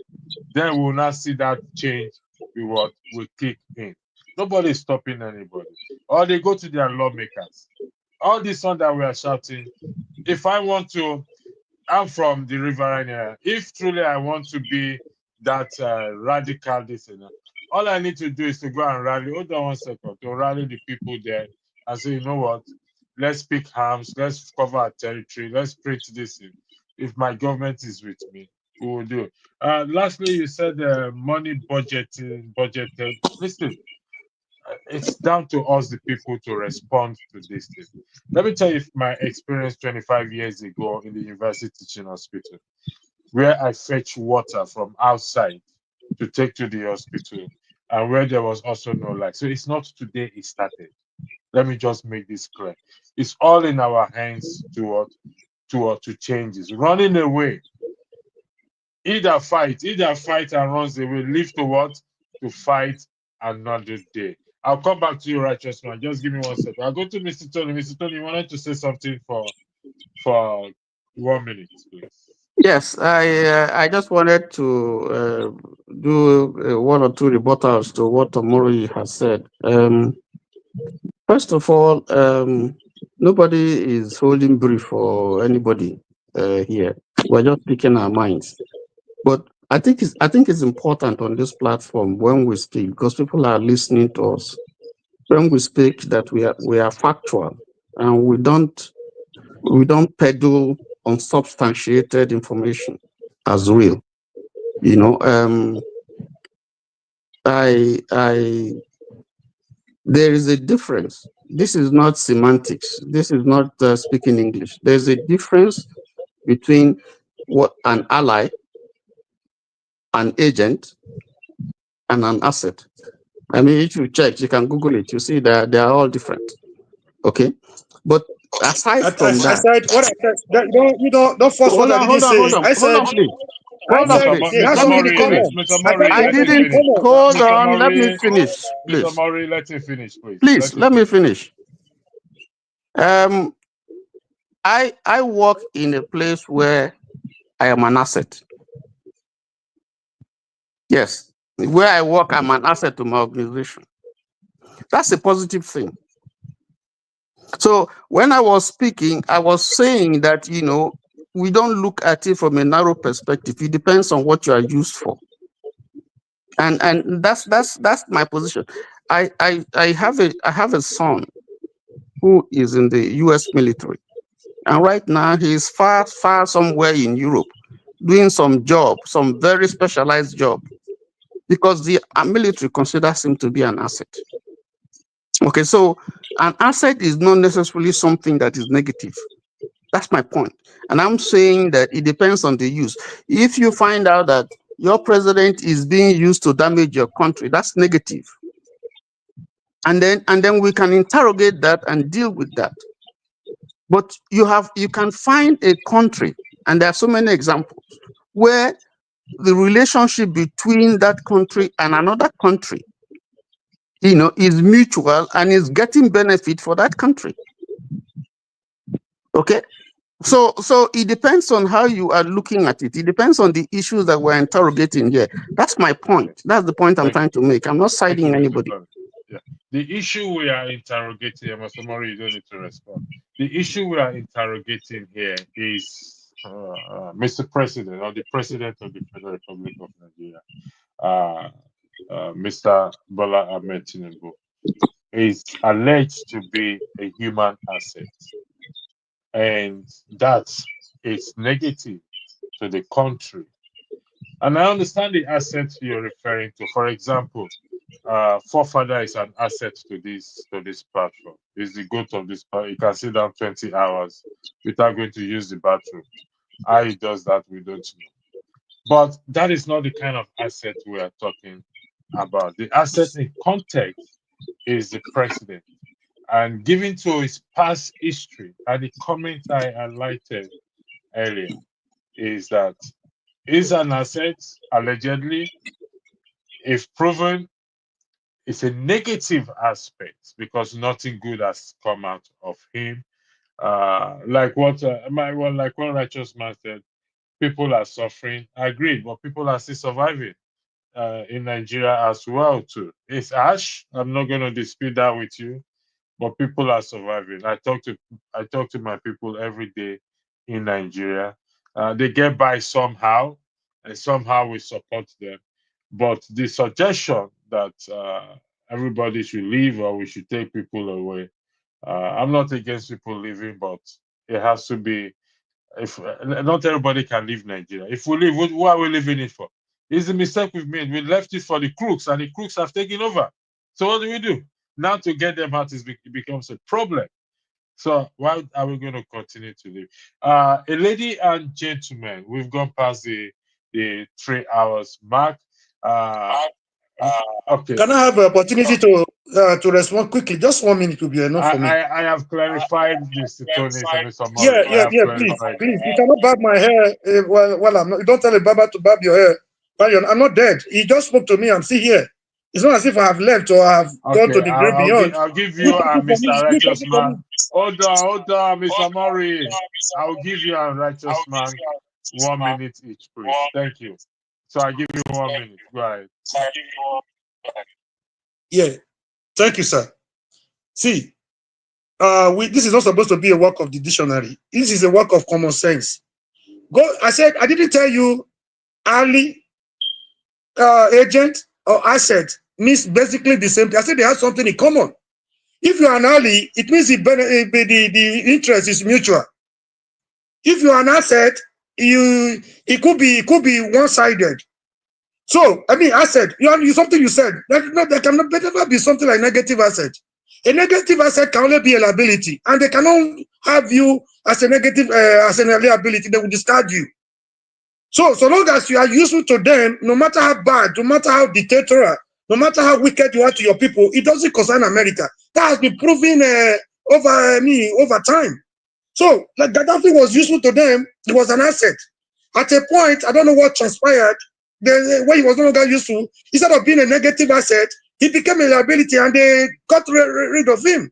So you trying to make it, I'm not using this generally to tell you. I said they do something in common. They have something in common, which is to their benefit. So that was my point of view. And then somebody was talking about Nigeria getting worse. Nigeria is not getting, apart from in terms of brutality, what we face in the hands of Abacha and IBB. This is a child's play compared to what we went through. We were moving from jail to jail. One day I was released from the 5 office in Benin. Instead of going south, I was going north. I lost orientation completely. It's not as if these people are stronger. It's just that the people are getting weaker. We have to rise up and fight. Thank you, Mr. Murray. Righteous Man, you got 1 minute, please. Thank you. Yeah, in accounting, we have what is called asset and liability. So once you're an asset, you're an advantage position to whoever that owns you or whoever you're working for. So if the government have declared him as an asset, it will be betterment and the advantage of the Americans, not to Nigerians. That's my stand. The number 2, I didn't say everybody should leave Nigeria. I said, if you have opportunity to take your own person out of this country, please do it. It's necessary. And number 3, if those Nigerians in diaspora withhold the money they transfer to Nigeria today, then you will see what is going to happen. What is still sustaining this country is above the 50 billion naira, $50 billion that those Nigerians in diaspora always, transfer to their people in this country. That is what is sustaining us, because nothing from our budget is actually affecting our life. We're not seeing it. And those who are gaining it are those who are within the elite circle. They're the one benefiting in the budget. And the hospital you talk about 25 years ago. 25 years ago, if you had a child and believing and praying that that child will walk, and up to today, the child has not, he has not started crawling, talk less of standing on his feet or her feet to walk. What will you say? You will be frustrated. So if there was no light in the teaching hospital 25 years ago, and I'm reporting to you today that the same thing is still happening, my brother, it's a call for concern. And I think something needs to be done. We have to sit on the right table and say, please, how do we make Nigeria a better place? Those who are enjoying Nigeria does not want that round table. So what will happen? Nigeria is a cage and cutthroat stage. So there is nothing a common Nigerian can do. Nothing, absolutely nothing. Even those Nigerians that are in abroad now, you decide to come back, you can't effect any change. Thank you. Mr. Righteousman, sorry, nobody can do it for us. If the problem was caused within, the solution has to come from within. See, we should stop blaming this foreign. America does not want us to get better. What are we doing to ourselves? If the state capture was from within, the liberation should come from within. My point is, if you say there is nothing Nigerians can do, that is not totally correct. We have the solution to our problem, because the problem are you in Nigeria? My brother, are you in Nigeria? Even the suffering you talk about could be the catalyst. It could be my the wake-up brother, call. Are you in Nigeria? I'm asking you, are you in Nigeria? You show more. That is exactly where we get into. The hunger could be the catalyst. It could be the Mr. Murray is asking you if you are in Nigeria. Oga, you that is in Nigeria cannot know Nigeria more than if I go to Nigeria every time. I don't want to tell you exactly when I left Nigeria, but what I have done, I put my life on the line for Nigeria. Tell me any prison in Nigeria, I will tell you how it looks like and how many years I spent there. So we put out. See, I was in a vehicle, 1993. I say it every time in every opportunity I have. I was in a vehicle where we lost 6 people. Were you in Calacuta Republic? Were you in Calacuta Republic? My brother, we have gone around everywhere. Let me tell you, in fighting for June 12 restoration, I was in a vehicle where we lost 6 people. I escaped death by the whisker. So there is nothing to tell me about brutality. What this was they are saying, police keep people at So the tear return gas. back, my brother. Return back. We need your All right, we need the likes of you. Return gentlemen, back. thank you for your time. Just in the comment section, I would like to thank you, Dr. Gomez, for your super chat. Thank you. We will be back here. Let's see, it's Friday already. Hopefully, we'll be back here. Today is Friday in my time here. I think it's still Thursday in some people's location there. Saturday is a women's segment. I'm not going to be an asset and leak the secret of the topic. I'm not an asset, so I'm not going to give out the. Nobody can bribe me. There's no amount of money you will give to me or admiration you're going to pour on me or that I will leak the secrets. But if you go in the region of $160,000, I may change my mind and tell you the topic. so thank you very much for joining tonight. It's been a wonderful show, and hopefully we shall see again on Monday. We're having a pathway to betting in new Nigeria by 2030. 6 years for us to bet in new Nigeria. But I'm going into a territory. You'll be very surprised the territory I'm taking us into. Don't forget on Monday. Then on Friday, we're having a romantic session on this platform. For those of you looking for love and romance, everybody love electricity, but not necessarily that. So we're trying to change the course of things to make it more. We'll see how it goes, how it works out. So don't forget Saturday the women's segment, 6 p.m. New York time, 11 p.m. Nigerian time. Monday, betting a new pathway to betting a new Nigeria by 2030. I think that is 2 p.m. New York time, and I think 8 p.m. Nigerian time or 7 p.m. Nigerian time. Then on Friday, it's already out there. Next week Friday, God willing, if we are still alive. So thank you and have a lovely night, and hope to see people later today or Saturday. And God bless you for being with us. Thank you very much. Mr. Electricity, don't forget to drop the details. So no, you have to stay behind, please. Okay. So I'm waiting for his call. All right. Arise, O compatriots, Nigeria's call obey, to serve our fatherland,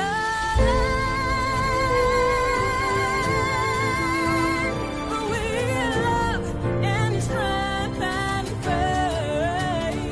The labor of our heroes past shall never be in vain. To serve with heart and might, one nation bound in freedom, peace and unity. Hey, that's so. Oh, yeah. Arise, O compatriots, Nigeria call obey, to serve our fatherland with love and strength and faith. The labor of our heroes past shall never be in vain. To serve with heart and might, one nation bound in freedom. In freedom. In freedom. Peace and unity. Arise, my people. Arise, my people.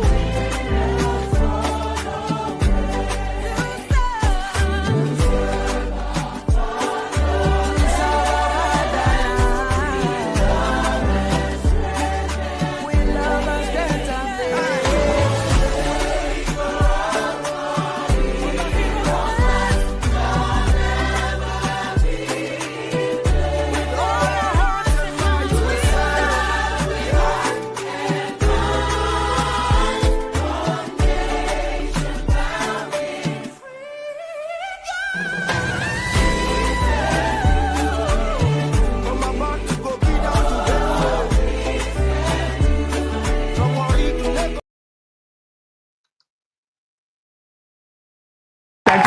Thank you so much for watching. Thank you. Have you subscribed? Yes, you. Have you subscribed? You. Yeah, before you go, click. It's free. Click.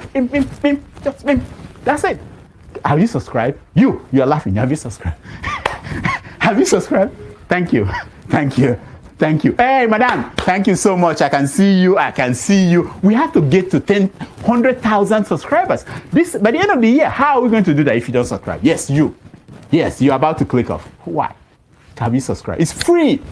If you don't, ask your son, ask your daughter how to. Just one click. Thank you. Thank you. I see you. Aha. Thank you very much. Thank you very much. I'll see you tomorrow.